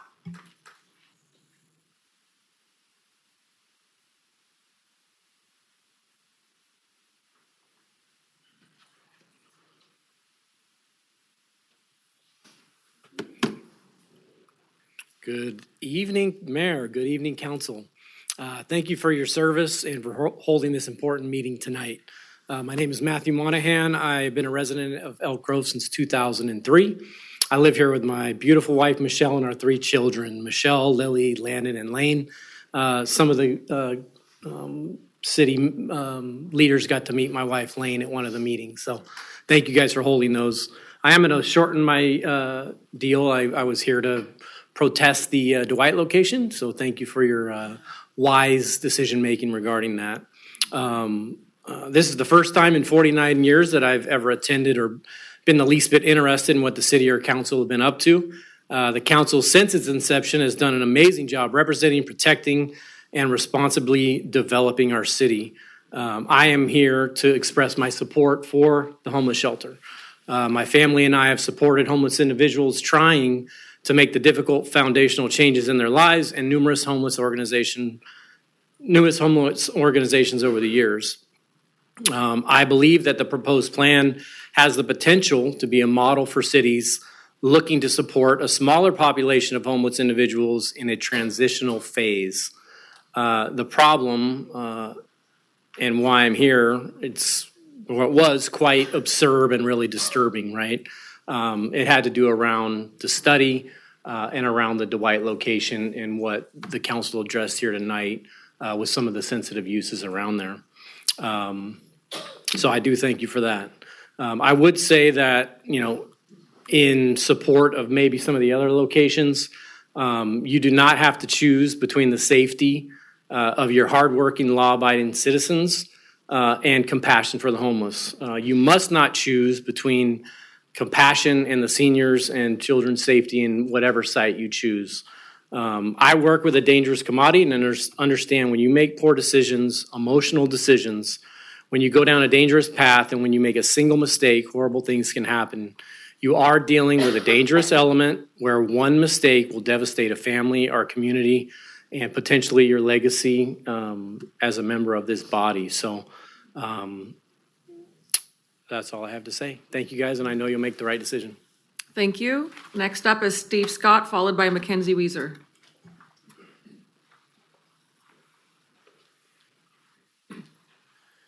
Good evening, Mayor Singh-Allen and Vice Mayor Swin and the rest of the council. My name's Steve Scott. I'm a natural resource supervisor for Sacramento Area Sewer District. In light of your decision tonight to remove the Dwight Road from site from consideration, I'm not going to stick with my original comments, but I did want to commend city staff for the excellent work they did on developing the project. The public outreach meetings were exceptional. Everyone I talked to there was informative and cooperative, and it was a great experience. And I just wanted to commend your efforts not only for this project that's upcoming, but also for your previous efforts. Reducing illegal camping in the area by 65%. Just great work all around. So thank you. Thank you. Next up, Mackenzie Weezer, followed by Danny Hamilton. Good evening, Madam Mayor and Council. Mackenzie Weezer with Sacramento Splash. In light of your removal of the Dwight Road location, I don't really need to say my comment, so I'm going to give you your time back. However, don't forget about us. We bring 7,000 kids right on the other side of that wall, which actually becomes county property. So for enforcement purposes, I'm just very relieved. Enforcement's amazing. I didn't even know the homeless shelter was in the Calvary location, and I ride my bike over that footbridge, and I have seen a huge improvement. I ride at 5 a.m. in the morning, and I used to encounter people all the time, and I've not seen a person in the last 6 months. So I think we should really applaud the city and the staff for all of their excellent work.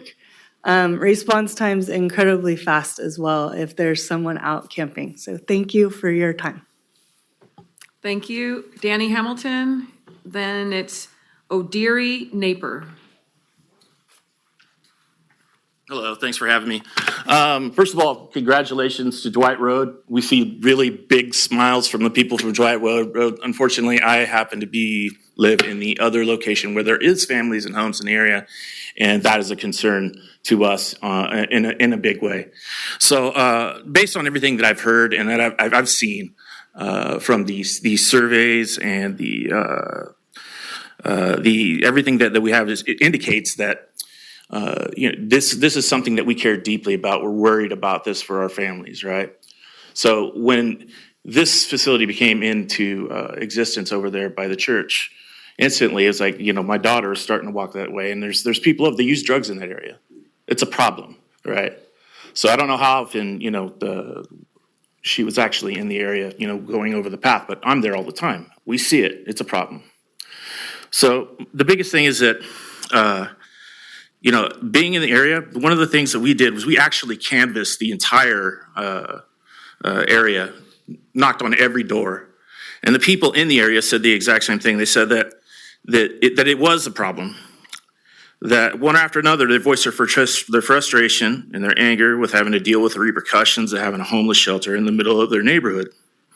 They spoke about the drug and the substance abuse, the theft, vandalism, including the break into cars, blight on the street, people going through their recycle cans and making a mess, and some passed out on the sidewalks. My own mom, she's 75. She has a home two doors down from mine. One of these individuals was in her garage trying to look at one of her bikes that had a basket on the back. She said, no, that's not something that you can have. But they persisted. They came back twice. So this is persistent, and they do come through there with regularity. They also travel right by the school. So what I would ask is that you think about that. We want to be safe in our community. There's a place you can put this that makes sense for everybody. Safe for them, safe for us. And we would like to have that. That's all I'd like to say. So thank you. Thank you. O'Deary Naper. And once again, just a friendly reminder, we have removed the Dwight proposal from consideration. So if you have submitted, feel free not to speak. You can remove your request over there where you turned in your slip. Sorry about that. Continue. No worries. My name is O'Deary Napper. Thank you to the council. I was here to oppose the Dwight Road, but I don't have to do that because you guys did remove it from the list. So I just wanted to say thank you for that and urge you to keep it off the list. Thank you. Thank you. Next up, Shari Wilson, followed by Latasha Johnson.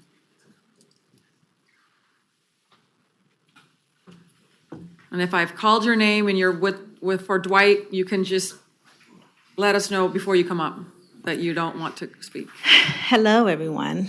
So I've been a resident here for almost 23 years now. I'm a business owner and once almost homeless. And so I know we need a shelter here in Elk Grove. I also know that we had one right there off of Elk Grove Boulevard and Waterman, and we really didn't have any issues at all. I'm just coming up to advocate for this. I prefer it to be in 95624. Why? So I can get there fast and help and give my support. We don't know. We have neighbors. We have apartments. We have so much going on in Elk Grove. They're doing drugs in there. The sooner we get these people off the street, the faster they won't numb themselves with alcohol and drugs. Right now, my business is in Old Town, and I do have people sleeping in front of my salon, and I prefer them to be in a bed, a warm bed. And so I'm for the shelter, and you guys have my support. The big MVP is David, right? He is amazing. We have people walking up and down the street all the time. He's quick, and he's loving on these people, and I just want us to just give back and love on our citizens. These are our neighbors. So I thank you. Please go watch No Address, and maybe your heart will soften. Thank you, Shari. Next up, Latasha Johnson, followed by Tammy Silvera.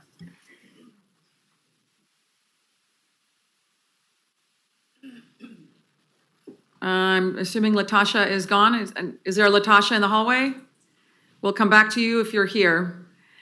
Maybe Latasha was with are you Latasha? Yeah. Oh, okay. All right, next up is Tammy Silvera, and after Tammy is Melissa Stone. Good evening, Mayor and City Council. My name is Tammy Silvera. I've been a resident of the City of Elk Grove for the past 30 years, and I'm also the Elk Grove Unified School District's Homeless Liaison. The Elk Grove Unified School District Student and Family Empowerment Program supports children and families that are experiencing homelessness as defined by the McKinney-Vento Homeless Assistance Act. We sometimes forget that there are also children in our community who are experiencing homelessness as we focus so heavily on our single adults. The EGUSD SAFE program has been actively partnering with the city's housing support program, Elk Grove Heart, and our other providers and partners throughout the city and the county in the planning of this homeless shelter. For the past 4 years, EGUSD has seen a steady increase in the number of school-age children experiencing homelessness. During the 24-25 school year, we identified over 1,700 students in our school district who would be living in transition. There is a need for a permanent shelter in this community, and as was already shared, one that will support families with children as well as single adults. We can't forget that this shelter is meant to also support families with children. Critical issues for the location of the shelter, in contrary to some of what's been shared, is the proximity to public transportation, pedestrian and bicycle accessibility and safety for school-aged children, and access to schools, daycares, and other services that families with children will need. We look forward to our continued work with the City of Elk Grove in the planning and development of this shelter, and we hope that you take some of the aspects of what a family shelter needs in consideration in terms of your location. Thank you. Thank you. Melissa Stone. After Melissa, Christy Comer. Hi, good evening. I am a resident of the neighborhood adjacent to the current shelter and the proposed location for the East Stockton shelter. And today I'd like to use my time to personify what it means to be a sensitive use. I feel like that language is very generic, that the green circles are not scores. They are used to persuade without any data to support. I've asked at the meeting, I asked Christopher directly, I've also emailed each of you and asked that we could see the data that went into the scoring. It's unclear to me how East Stockton Road, which is directly adjacent to a neighborhood, could be green as well as Survey Road. I am not against the project. I am just against the prioritization of the needs of 20 to 25 citizens over the needs of the community. I'd like you to think about the human side of the neighborhood as well. We've seen a wonderful presentation on the human side of those residents that are going to be in the shelter, but the human side of the neighborhood. Some of the claims that were made, I don't feel reflect how it has been to live there. We don't call the cops every time. I've had my son's car broken into since the shelter has been there. I didn't call because what are they going to do? It's already broken into. We have people coming up and down our street. We report it through the app. We have shopping carts, trash dumped on sidewalks. The city has said that they don't allow individuals to do drugs or use alcohol on the property. We see individuals step just outside the property. They tuck into the neighborhoods where the elementary school is to do those activities. I'd also like to talk about the broken promises of the city with the temporary shelter, which was placed without any input from us. The city promised to take care of the property. It has been in disarray, in worse shape than it was when the church was there, which I think is not out of respect for the community or the residents that live there. There has been drug use, as I said. There has been claims that there was an individual that, the city said that they would be vetting everyone that went into the shelter. When our neighbors walked around, they talked to a parole officer that said that there was an individual evicted from the shelter that was a convicted sex offender that was in under a false name. That really brings to light concerns about the vetting process of the city. The response times of the police department, while they do respond, it's very reactive. There hasn't been proactive management of the individuals in and around the neighborhood. We were told they wouldn't walk through our neighborhood. They would be using the frontage road. That hasn't been the case. They frequently cut through to Bond Road or Elk Grove. You can also cut through, which would also go by McKee Elementary School if you want to get to Elk Grove Florin. It is a very connected neighborhood. Sarah Bontrager said that their goal is to help the community, and I urge you to help the entire community, not prioritize the needs of 20 individuals or 20 beds over the needs of the neighboring community. Thank you. Thank you. Next up, Christy Comer and Frank Lucia.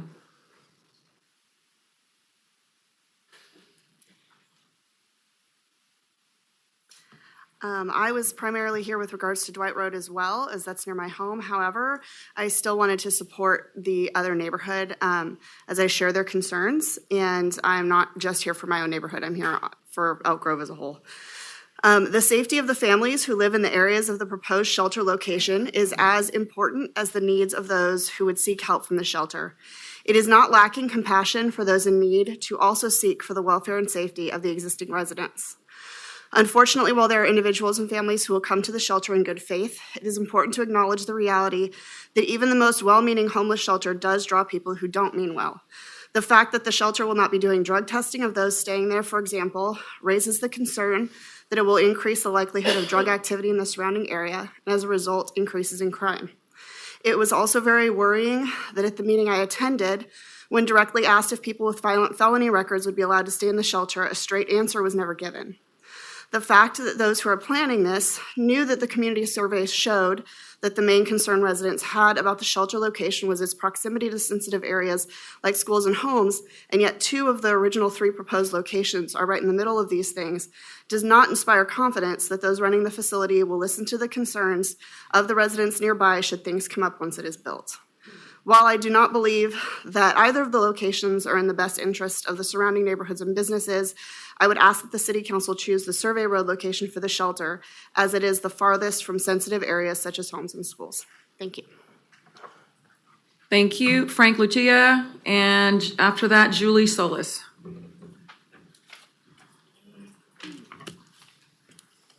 Good evening, Mayor Singh-Allen and members of the board. I'm here with Elk Grove Heart, and I'm here to not advocate for a location for the shelter, but to advocate for a shelter for children.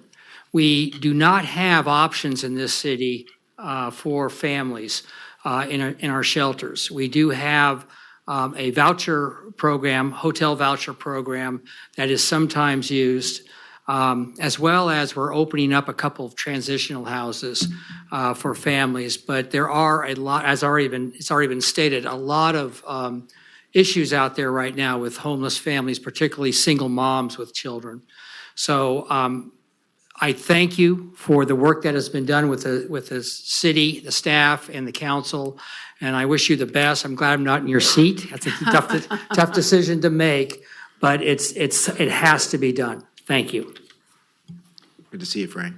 Thank you. Julie Solis, followed by Debbie Schoenschaffer.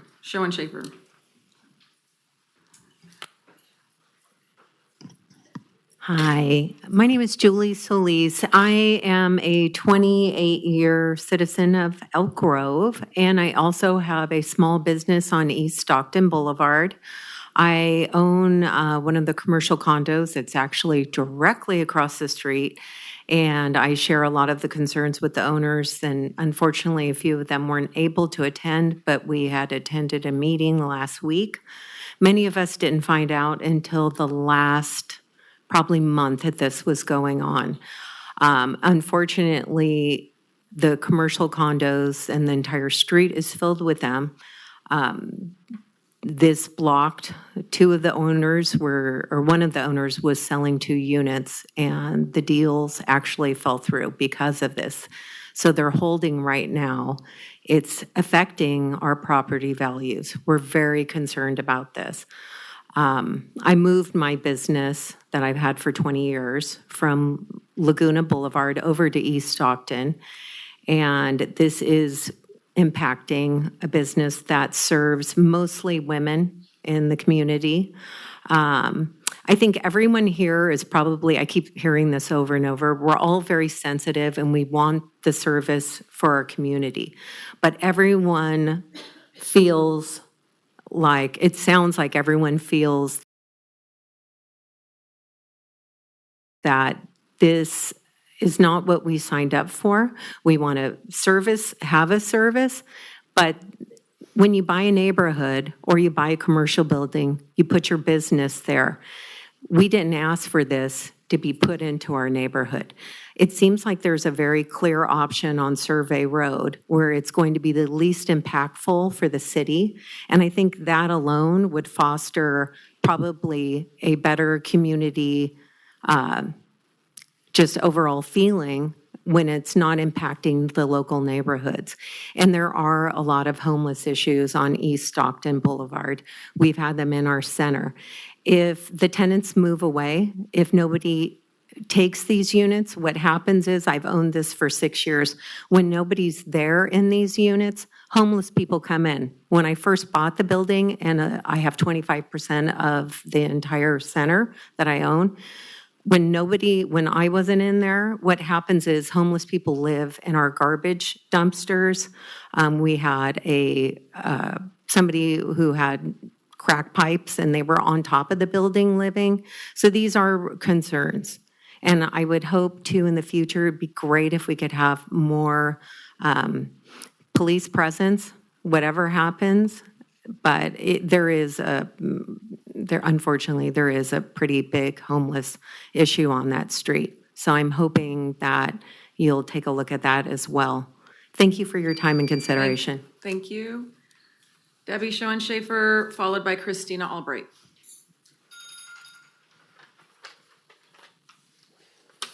Good evening, Mayor and City Council members. I'm with Elk Grove Heart, and the present shelter has been such a huge success. In all honesty, better than I thought it would have been.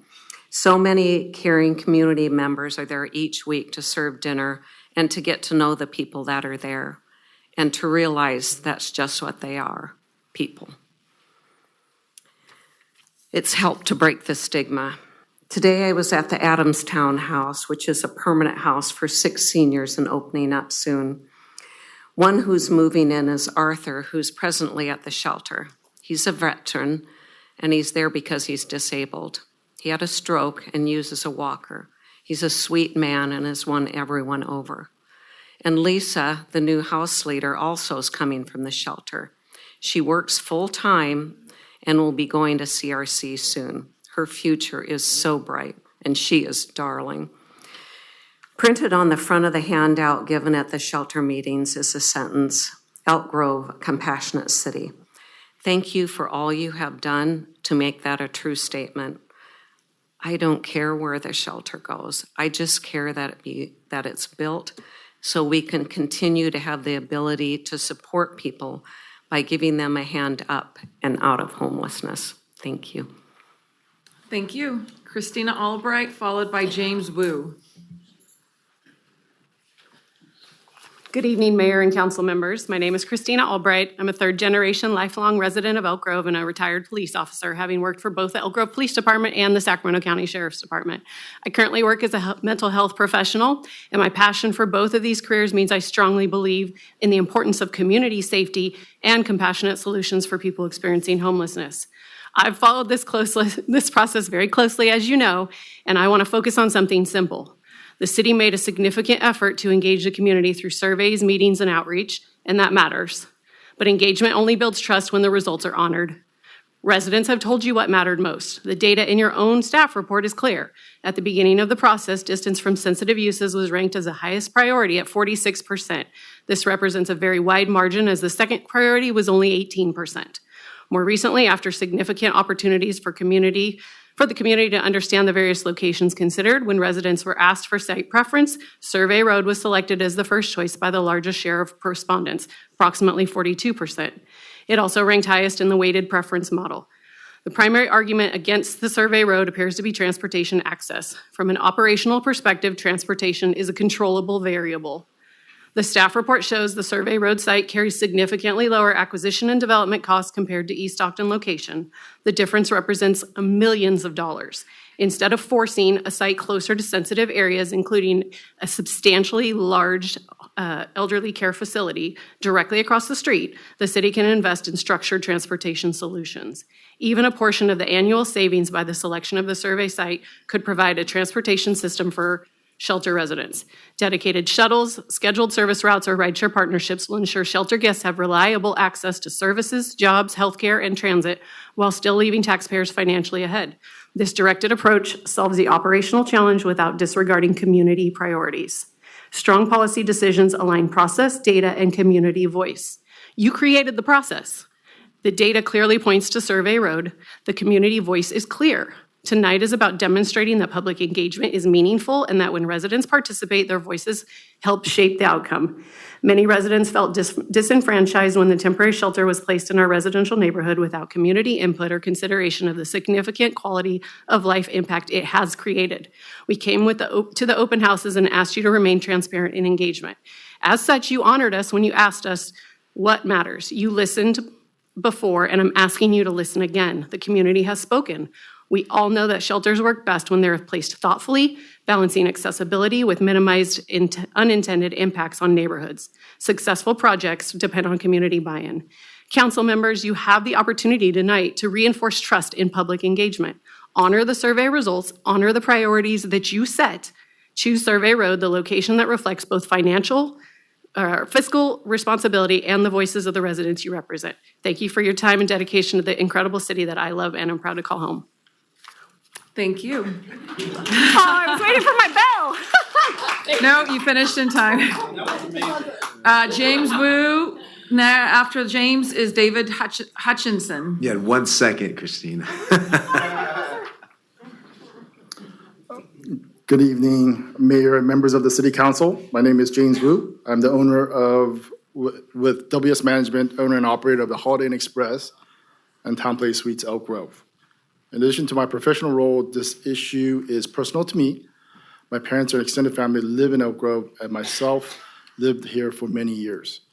I'm deeply tied to this community and care about its long-term success, safety, and economic vitality. I'm here to express concerns regarding the proposed shelter location at 9296 East Stockton Boulevard, adjacent to our hotel properties. This corridor is one of the Elk Grove's primary commercial and hospitality areas. It includes active retail, restaurants, hotels, and nearby residential neighborhoods. Many of us have invested significant capital, time, and effort to help drive the economic success of this area and, by extension, the city of Elk Grove as a whole. The proposed placement of this facility at this location raises legitimate concerns about safety, economic impact, and the signal it sends to existing and prospective businesses evaluating investment in our community. Our two hotel properties alone generate more than $1.6 million annually in tourism assessment, transient occupancy tax, and property tax revenues. These revenues directly support tourism promotion, public safety, infrastructure, and city services. A project of this nature located immediately adjacent to the hospitality and retail uses carries the risk of negatively affecting occupancy rate, visitor perception, and overall corridor vitality. Even modest declines in performance can translate into meaningful reductions in public revenue. We're not opposed to the solutions that support individuals experiencing homelessness. We recognize the need for thoughtful and compassionate responses. However, site selection matters. Location decisions should be informed by comprehensive analysis, including a transparent economic impact study that evaluates the short and long-term fiscal effects. At this time, we have not seen sufficient research data or data addressing these concerns. As business owners and long-term members of this community, we respectfully request transparency, accountability, and a clear understanding of the economic implications before a final decision is made. We ask the City Council to commission and review a formal economic impact study prior to moving forward. Thank you for your time and consideration. Thank you. Next up is David Hutchinson, then Mark Doty. Mayor, council members, again, my name is Dave Hutchinson. I'm a 40-year resident of Elk Grove. We moved here, there were 20,000 people. So I would like to, I'm here basically to thank you for your efforts and your courage in pushing this forward, and for the exemplary work that your staff has done through this process. I've been a structural engineer doing building design for 47 years, sat through countless meetings with owners, architects, other engineers, and we have developed through the design build community a technique called choosing by advantages, where you actually take subjective topics like which color do you like best on the wall, or how far is far enough from a neighborhood to a shelter, or how close is too close, and put numbers to it, making something that's subjective into an objective, numerically oriented data point that you can make intelligent, informed decisions. Your staff has done that, okay? You can question their relative weighting of these advantages, but they have taken a very thoughtful and thorough and transparent approach to do this. You should be proud of all of their efforts. So I think it's maybe clear I'm very, very supportive of putting a shelter in. I've volunteered with different local charities to go out and help these people. They need our help. And again, looking at the long-term benefit, to me, it's pretty straightforward. We have homeless on the street. You bring them into a shelter, you get them into programs that can help them. What do we look like in 30 years? Maybe there's nobody on the street. I mean, that's the future that we need to look forward to. So anyhow, I'm here to thank you. I'm very proud to be a resident of Elk Grove, and I'll end by saying thank you for balancing the budget. Thank you. Mark Doty, followed by Latasha Johnson. Good evening, Mayor, Vice Mayor. My name is Mark Doty. If you don't know, I'm a member of the City's Trails Committee. I'm not here to speak on their behalf, just myself, but just wanted to throw that out there. I also wanted to talk just because I think I have a unique perspective on the Trails Committee. I serve monthly at the current location. We'll continue to. A group of us from my church serve once a month. We've talked to many of the homeless individuals there. They run the gamut. And a lady spoke earlier about Arthur. I've met him, sweet guy. There's other characters there that are clearly high or on drugs at the time. You know, they didn't maybe do the drugs while they were on site, but it's happening. So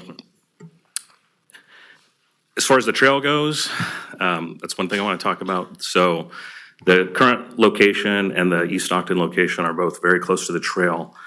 it's a double-edged sword. I want people to use our trails. I'm an advocate for trails in our community. At the same time, I heard from a lot of people that are very upset about the current location because the trail and the bridge across 99 oftentimes they feel unsafe.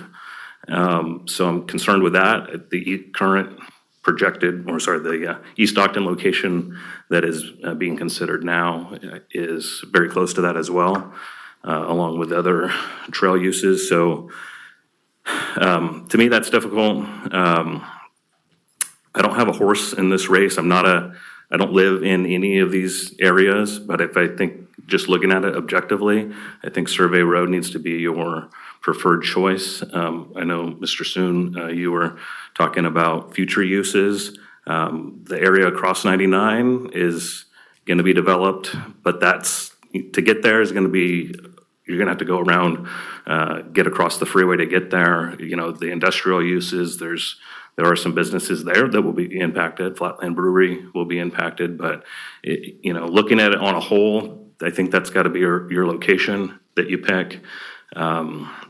The transportation element is a little confusing to me because, as Vice Mayor Soon and staff pointed out, their shelter residents currently are not using our transportation system, so waiting that seems kind of silly.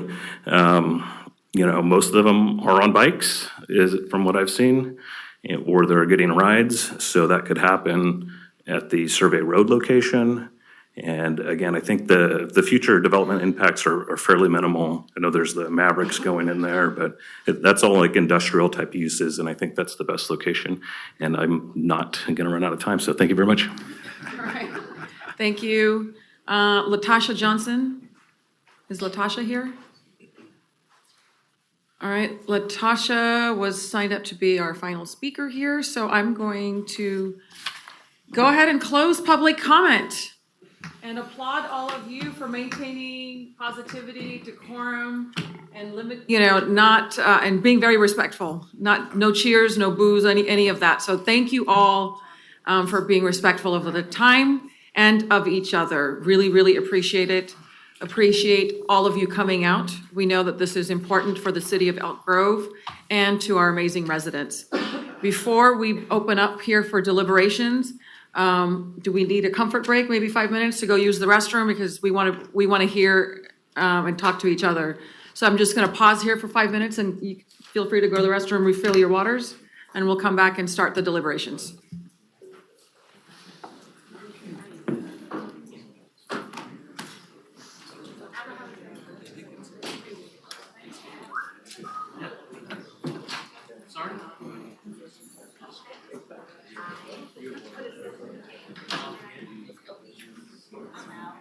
Oh, no, I'm all right. You'd be better off running to Warrior Stand right there. You remember me? I'm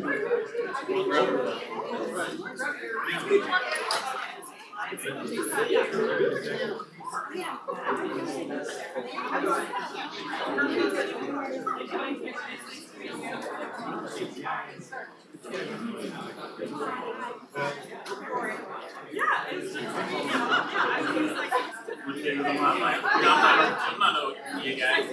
You do it.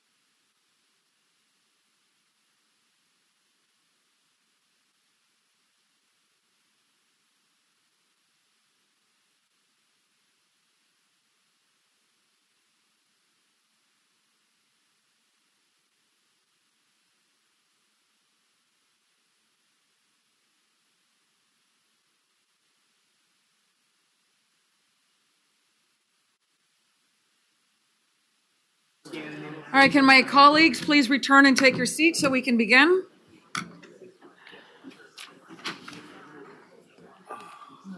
Anyone itching to go first? If not, I'm going to start. I will go ahead and start with you. I'll start. Councilmember Spies. Sure.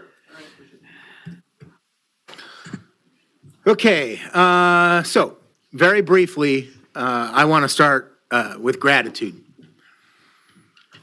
First, thank you to the Elk Grove taxpayers for approving Measure E. The vote wasn't just funding, it was direction.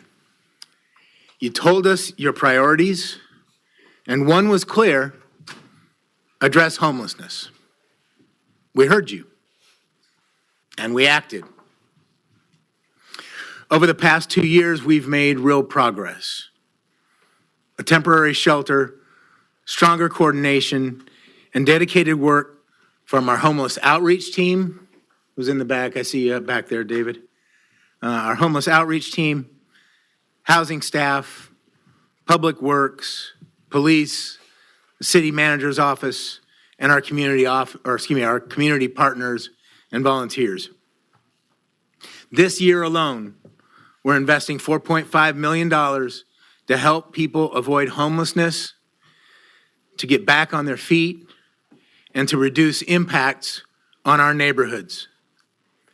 This only happens because of your trust.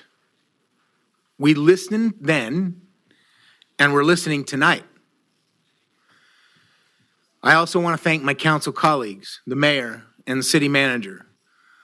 When we chose the temporary site, winter was approaching, and we had to move fast.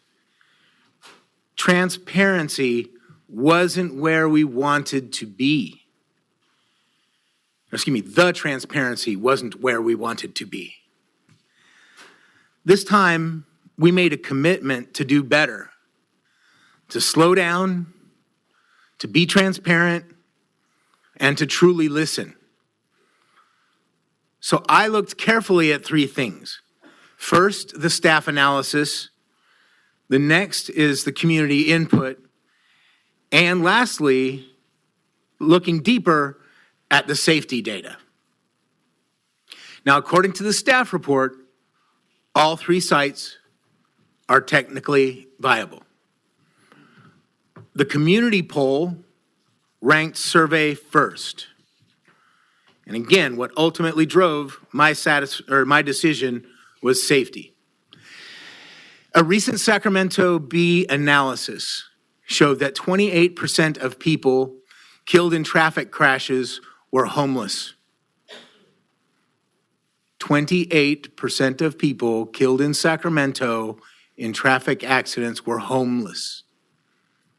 And that most fatal crashes occur on roads posted at 40 miles per hour or higher. Wider roads mean faster cars and wider roads. I didn't get enough sleep last night, believe it or not. I was thinking about all this. Wider roads mean faster cars and longer exposure for pedestrians. Now, that's not abstract, right? That's exactly the population we are addressing and the environments we're choosing among. East Stockton is 40 miles per hour with heavier traffic and limited sidewalks. Dwight is 35. Survey is 25 with sidewalks and lower volume. If we know people will be walking every day, placing them on a high-speed arterial simply adds risks we don't need to accept. Transportation challenges can be solved. Safety risks at 40 miles per hour cannot. Survey also has the lowest acquisition cost and the fewest adjacent conflicts. To resolve the issue of transportation at Survey Road, I suggest that we can add a fleet electric 9-passenger van. So when I weigh safety, cost, and the clear preference of our residents, the responsible choice becomes straightforward. Our job tonight is to follow both the data and the direction our community has already given us. And for those reasons, I support ranking survey first. I recognize that we removed Dwight second, but then East Stockton is third in the consideration. Thank you, sir. Councilmember Robles, you're next. Thank you, Madam Mayor. Again, I just want to say thank you to staff for the hard work on this. Thank you for the residents who have been proactive throughout every committee meeting that we've had.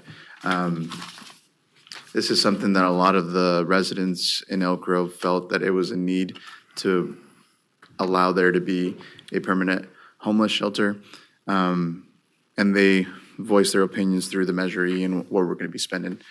Going back to the models of everything that has been occurring for the homeless shelter, I really don't like that word in a sense, because for me, the way I see it, it's for folks who we have vetted and we're going to continue to vet and eventually receive help to get better, right? It's those folks who want to get better who will be in this shelter.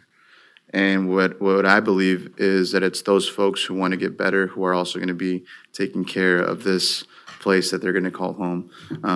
I truly appreciate that Heart was out here today, Elk Grove Heart, because they talked about the importance and they put stories behind people. We're here to make a difference. Again, when I first were talking about questionings, we were elected to make tough decisions. And sometimes these tough decisions aren't popular. And that is okay, because at the end of the day, it's about our whole greater community as a whole. And how are we going to invest a lot of these Measure E fundings? And how are we going to make that impact? I did talk about the economic study because I do want to make sure that we're looking at all aspects, not just one specific aspect, but all aspects of how we approach and how we pick a location and a place for this. And even for our own Elk Grove outreach team, thank you, because you are making a difference in our city. These are stories, interactions that you're having with individuals who, from beginning to the end, to a placement of actually living and sustaining themselves and being in homes that other folks in this area will not see. 178,000 residents will not see that. But you've made that impact, you've made that investment, and we appreciate you. We can't say thank you enough for that. So I think when looking at where to select specific on the ranking side, again, we go back to, we're going to be selecting the ranking side, and then we're going to be seeing if we're going to be able to purchase. I'm going to look that way, correct? Right. So this is to see if we can actually engage in conversations to develop it. There's been many conversations, and I want to thank Councilman Singh-Allen for bringing up the aspect of what's the transportation. Are they more on bus? Are they more on foot or riding bicycles? Or do we provide transportation? And I think this is going to be something that the reality is, as a city, we're going to have to take on, because we're not only going to manage this and see it, we're also going to be providing transportation. That's the reality, right? And whether we get a smaller location or a bigger location, the truth is we're looking at allowing the ability for there to be a shelter for folks so that, one, they can get better and then eventually become part of our society.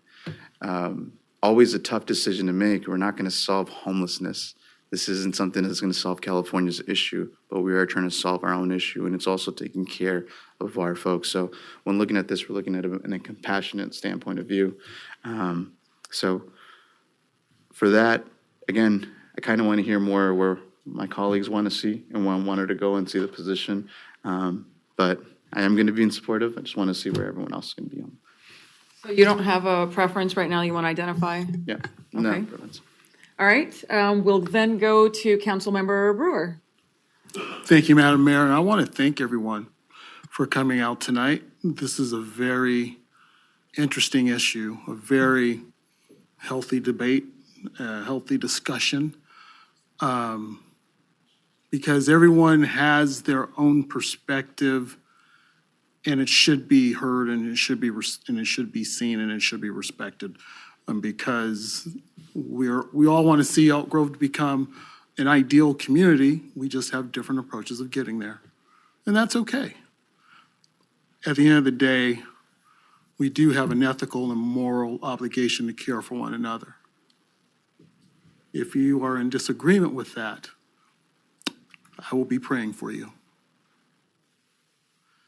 These sites that we have before us, in the beginning of this whole discussion, because the temporary homeless shelter on the corner of Waterman and Elk Grove Boulevard was in District 2, my district. And as you guys know, I have the largest district of the 4 city districts. I have the Old Town, I have Sheldon, I have the rural community, and I have the area of the over by Survey Road, and I have the area from Sky River Casino to Bruceville Road, sandwiched between Cameron Road and White Lock. And as the southern area of town, which is that area sandwiched between White Lock and Cameron Road, continues to grow and develop, is how do we make a healthy community on both sides of Highway 99? And in doing so, how does that contribute to making a healthier community for all of Elk Grove? Listening to tonight's back and forth, I couldn't help but look at the phrase that I always stick to, which is a paraphrase of Genesis 4:9. Am I my brother's keeper? I've always believed that. That is in my family's creed. I stand by it every day. That is how I judge on social issues, in being responsible, but also being accountable, not only to myself, but to all of you. And this is not that hard of a decision for me, because looking at the 3 things that I've always worked by and lived by, of hard work, faith, humility, accountability, it's all based in restoring others gently, love one another, be kind and compassionate. And it's consistent, it's unwavering. Some people will disagree with me, some people will think I'm full of it, but that's who I am. I'm fully authentic. What you see is what you get. And I don't change. I'm not trying to change. Because if I do that, I do a disservice to all of you, and I do a disservice to my family. The dialogue that took place over the last few months on the facility itself, or as Councilmember Robles, he doesn't want to call it a shelter, I'll call it a refuge. We're giving people a chance to get on their feet and get back on their feet. When we were at the temporary shelter over here feeding our residents a couple of months ago, I ran into a woman who shook me to my core because she used to work with me in the California State Senate. She was retired. She thought her benefits would carry her over and would carry her payments. Unfortunately, cost of living, the economies of scale, put her in a position where she could no longer live in her current apartment, and she found herself homeless. And as she found herself homeless, she is at that shelter trying to make sense of what happened so she can get herself back on track. That is the purpose of that facility, not just to help her, but to help others that we saw. I saw young, we saw old. Yes, we saw some drug addicts, and we saw some who were trying to get off of drugs. But that is the charge that we are doing. That is why it is there, to help give people a fighting chance. That is why we have a hot team that goes out and identifies people. That is why the staff at the Gathering Inn makes the task of deciding whether those individuals can live by the rules that are set there. If not, they have to go. And that's just the way it is. One of the things I thought before that shelter was even there, and before we even did the temporary homeless shelter, there were individuals going through that very neighborhood out in Banff Vista that were setting off loud fireworks, firecrackers in the middle of the night. They sound like bombs. They were doing them in Hampton Village and in other parts nearest on on the other side of the highway in Madera Ranch in its early infancy. And that wasn't by a homeless person. That was by a person who thought that they were being thrill seekers. When a when a refuge is placed in a different location, will those things stop? And do we blame it on the homeless?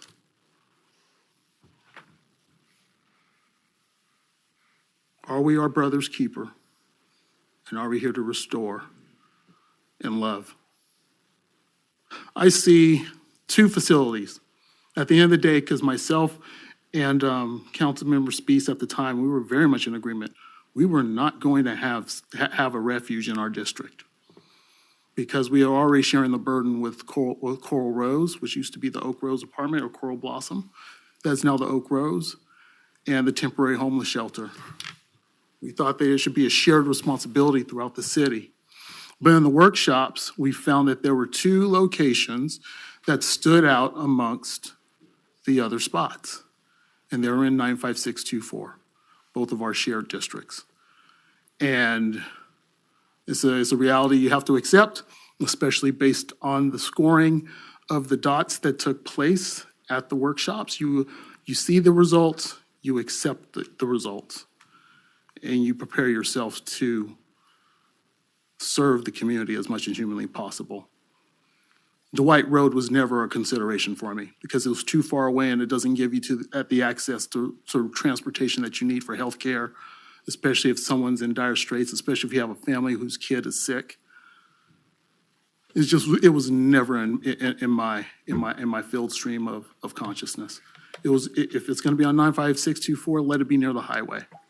That way we can get them to Kaiser or Sutter or Methodist in as quick a manner as possible. When it comes down to the two places that we have, you have the one on East Stockton Boulevard, you have the one on Survey Road. They're both on Highway 99. They both have their challenges, they both have their merits. But the one that stuck out to me most was the one on East Stockton Boulevard because it was central to everything else. Because by putting it down on Survey Road was my second option, but a very close second option. But the only impediment to all of that is this location, transit, and getting people out for kids going to school, folks going to work, transit going to healthcare or mental health services. Those were obstacles. But given how that area is going to grow and going to change, for me, that was an easy second choice. My first choice, unwavering, is East Stockton Boulevard because of where it's at now. It takes 3 years to develop, and it'll be done. But if we go at Survey Road, I'm not upset about that either. But should it go to Survey Road, my question will be, are we really fulfilling our mission to be compassionate and loving and restoring each other? Or are we really looking to do something to make ourselves feel better? That's all I have, Madam Mayor. Thank you, sir. Vice Mayor? Thank you, Mayor. I also want to start by reiterating my thanks to the city staff, again, for the tremendous work that they did in doing the outreach to our community. And I want to echo the sentiments of my colleagues for the community for coming out and being, engaging in this issue, also with compassion. A couple of things on both of those notes. One, 99% of the comments, anecdotally, of course, that I received was where a homeless shelter should be, not whether or not we needed one. So I think that's, bless you, I think that's, a huge testament, again, to the work that staff had done in our city, our community, our compassionate community, recognizing that need. And then along those lines, when we decided to take out one of the sites, the residents that came here to speak on behalf of that site stood up here and talked about how they were going to speak for the other residents. And it just, reaffirmed that we are one Elk Grove. And we talk about that up here all the time, that all of us, now that we're separated out by districts, but we still recognize we are all one city. And tonight, you all in the community exemplified that by those comments. So thank you. As it pertains to the shelter locations, my first consideration is a shelter, is making sure we're able to get folks off the street. You heard earlier tonight, 65% reduction in homeless encampments, dozens of people getting into housing. That means there's not more homeless people each year, right? So making sure we have something that can manage, because unfortunately, I think we'll be contending with this issue, for decades. I wish that would not be true. I hope I'm wrong, but I mean, from what we know today, I think it's going to take a long time. So we need a shelter, period. I wanted to also take the moment to apologize to the business community on behalf of the city, because that was a shortcoming on our part. We were focused on the sensitive areas. We were focused on the cost of construction. We were focused on the services for the residents. We were focused on transportation, and we fell short of that on the business side. So we want to acknowledge that. But when I look at the two sites, I think about the community that's already there, and some people talked about that tonight, and we saw the data in the resident. I think Ms. Albright earlier mentioned it too. That the data is obvious on the choice, and again, that's a reflection of the community that's already there.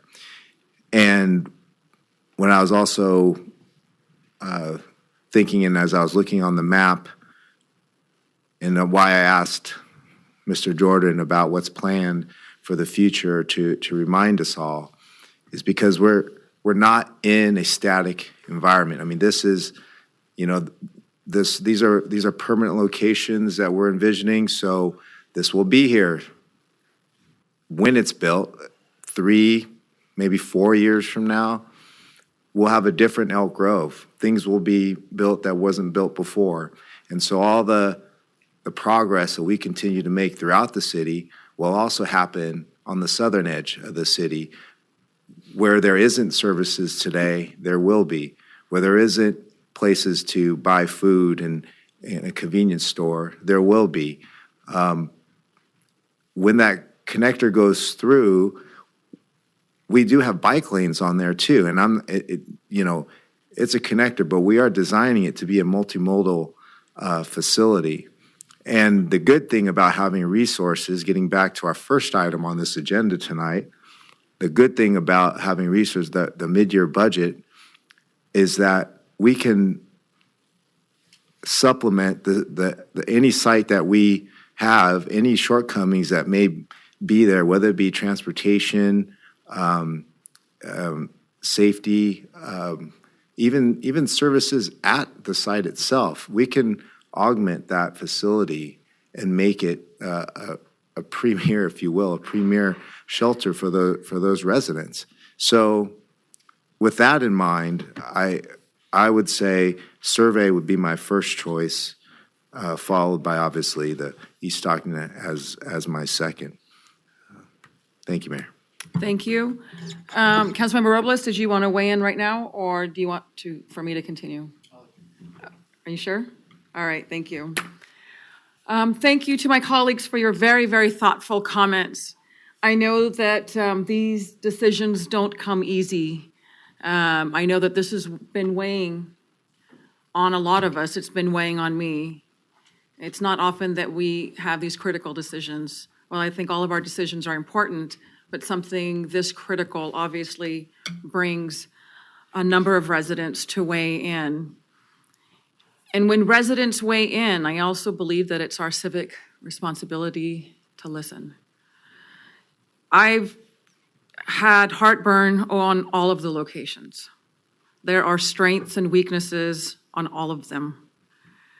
So how do you narrow it from there? I reached out to a number of stakeholders. I read all the comments, read all the emails, of course, the staff report thoroughly. But then I also talked to others whose input I value. I talked to a number of police officers, firefighters. I even talked to our tribal chairman, Jesus Tarango, earlier today. I talked to businesses, residents. While this is not directly in my backyard, as the mayor, this impacts our city. I live less than 20 houses away from a transitional home that experiences a number of issues throughout the year, but it's through that great partnership with the police department that they are very responsive to the immediate neighbors for the transitional home. And I live in Stone Lake. Property values have not gone down. I can assure you, they have not. I also read some emails that were very disheartening and troubling to me. It's easy to blame people of color, people that are poor, that are homeless, for a lot of society's woes. That really saddens me. Without proof, my mother always told me when I was growing up, never blame someone for anything unless you've seen it with your own eyes or it's on a camera. It's just easy to blame someone, when we begin to other people. There's so much already in this country that is disheartening, this us versus them mentality.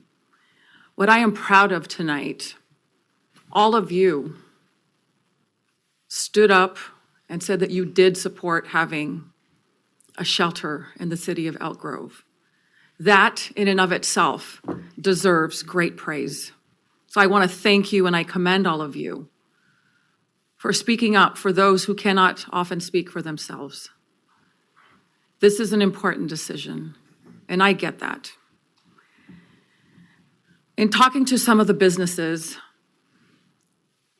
it wasn't that long ago that I served as a board member for a statewide organization for 8 years called Visit California. We talk about travel and tourism, destination marketing for coming to this great state, and the impact that hotels can have from even perceived elements. That is the unfortunate part. A lot of this is perception driven. But that perception becomes reality.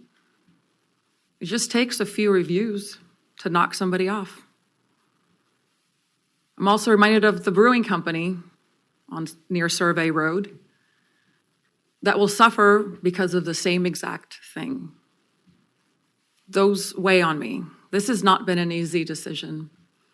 I have gone back and forth on the various locations for different reasons. But my resolve this evening is where the numbers are, having that informed, data-driven decision-making. Those numbers tell a story. If we demand of our staff to get feedback, and we get back feedback, and we ignore it, then shame on us. We ask for that feedback for a reason. You become part of that data-driven decision-making. It is instrumental. You are invaluable stakeholders. That story is quite clear. And that story, if you just look at the numbers from affordability, for scale, for what the community expects, how they have weighed what is considered an acceptable location with the least amount of impact to not just neighborhoods, but for businesses. I too want to recognize that we should have reached out to the business community. I proudly always say during my speeches when we have grand openings and other business-related events that Elk Grove is open for business. I mean that. And so you are an invaluable stakeholder in the decision-making process. So wearing that sort of Visit California hat, and as someone who has represented the business community professionally for 25 years, I know that those concerns are real. Whether they are based on perception or reality, they still have real-life impact. The cost of building something like this. We're talking, you're almost separated by $5 million. Maybe even more from site to site, but we're really only looking at 2 sites. I think honestly, there's only one that I feel comfortable voting on today, because it's not going under construction tomorrow. While it may not have all of the desired amenities, this is not a permanent residence. This is a shelter with the hopes of getting them off the streets. Most importantly, that 65% reduction in encampments did not happen by mistake. Having a year-round shelter offered a safe space. A safe space. That is the goal. Providing a safe space that is dignified, that has amenities for families. What a great opportunity to get help for those in greatest need. And you've seen the renderings. These spaces offer that. So with the cost and the responses from the community, I only want to consider one location. We removed one, but honestly today, I am only interested in one location, and that is Survey Road. Thank you. So now, I'd like to turn it over to you, Councilmember Robles. So make the motion to go to Survey Road. Okay, that was pretty easy. Your position relative to removal of East Stockton. Yes. So you would amend your motion to remove East Stockton from consideration. I just want to be clear for the motion. Right? Are you doing a ranking motion, or are you My doing ranking a motion singular is motion? for Survey Road to be on top, so. Does that require clarity? Well, So I I think think, it'll require clarity. That's what I'm trying okay, so I think if I'm understanding, the motion is to only consider Survey Road. Is that correct? Yes. Okay. So all right, we have a motion and a second. Any substitute motions? Otherwise, I will call for the vote. Substitute motion is that we support Survey first, East Stockton second, because you do have to go out and do bids or talk to the owners of those properties. And there's a very good chance that neither one of them will accept. There's a good chance that one of the two may accept. But we need to give ourselves the flexibility and the option. So I have to take that motion first, per Robert's Rules of Order, the substitute motion. Is there a second for that substitute motion? Given that, this council member in that district, I will. You support keeping, so the Survey one, East Stockton two? Yes. Okay. So that's the substitute motion. I'll support that one. So can we do a roll call vote for that, please? So for the roll call vote, and this is for the most recent substitute motion by Councilmember Brewer. So this is for having the 2 sites ranked, with Survey as 1, East Stockton as 2. For the roll call vote, I will start with Councilmember Robles. Yes. Councilmember Spies. No. Councilmember Brewer. Yes. Vice Mayor Suen. I'm going to preface my vote with, I believe we have time to come back and reevaluate. So I'm going to say no. And Mayor Singh-Allen. Oh, goodness. I'm going to say no, and here is why. I really don't want to consider the alternative, period. We'll have to go through this all over again. If we run into a roadblock, then let that be our problem to deal with. But to have certainty, I think, is important. Thank you. So with that, we have our original motion, which was moved by, I believe, Councilmember Robles, and a second from you, and a roll call vote for that. And this is just to have survey as the one site that is selected. Correct. For that roll call vote, I will start with Councilmember Robles. Yes. Councilmember Spies. Yes. Councilmember Brewer. No. Vice Mayor Suen. Yes. And Mayor Singh-Allen. Yes. I want to thank the residents. I honestly expected to be here till midnight. Truly, but you were respectful, you were kind, you were focused in your comments. Everybody that participated in this process, I know that this was not easy. And I want to thank the neighborhood near the current shelter. Thank you. And to the extent between now and the expiration of that contract, please reach out to me. Please reach out to your PD. We want to make sure that for the remainder of this journey that we are good partners. So thank you all. Madam Mayor, can I, one quick? Yes, please. I'd like to thank us, right? We always talk about thinking about one Elk Grove, right? And I know it's not hard to do it's not easy to always do because of the way that the elections are set up. But I know I'm very happy that we can look together as a team to find the best solution for one Elk Grove. So I want to thank you. Yes, thank you for being respectful and being passionate and speaking. Absolutely.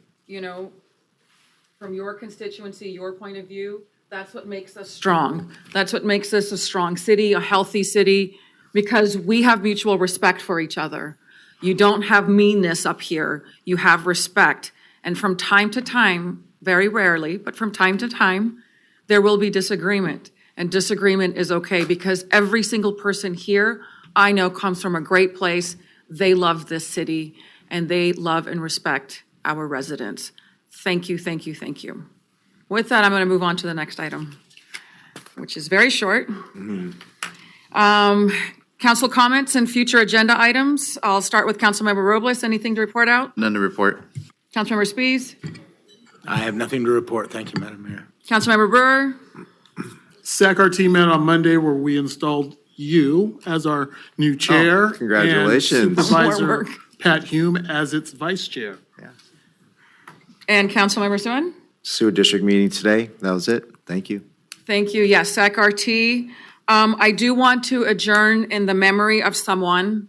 There was a horrific crime that took place in the city of Rancho Cordova. However, the business owner operated a business here in our city. And unfortunately, Lindsay Peralta Vallega and her 2 children were murdered. It is heartbreaking. It is heartbreaking. And these are the times we must be reminded to live in a compassionate world, a kind world. May Lindsay and her 2 beautiful children, may they rest in peace, and may the family find comfort in their memory. Thank you, everyone.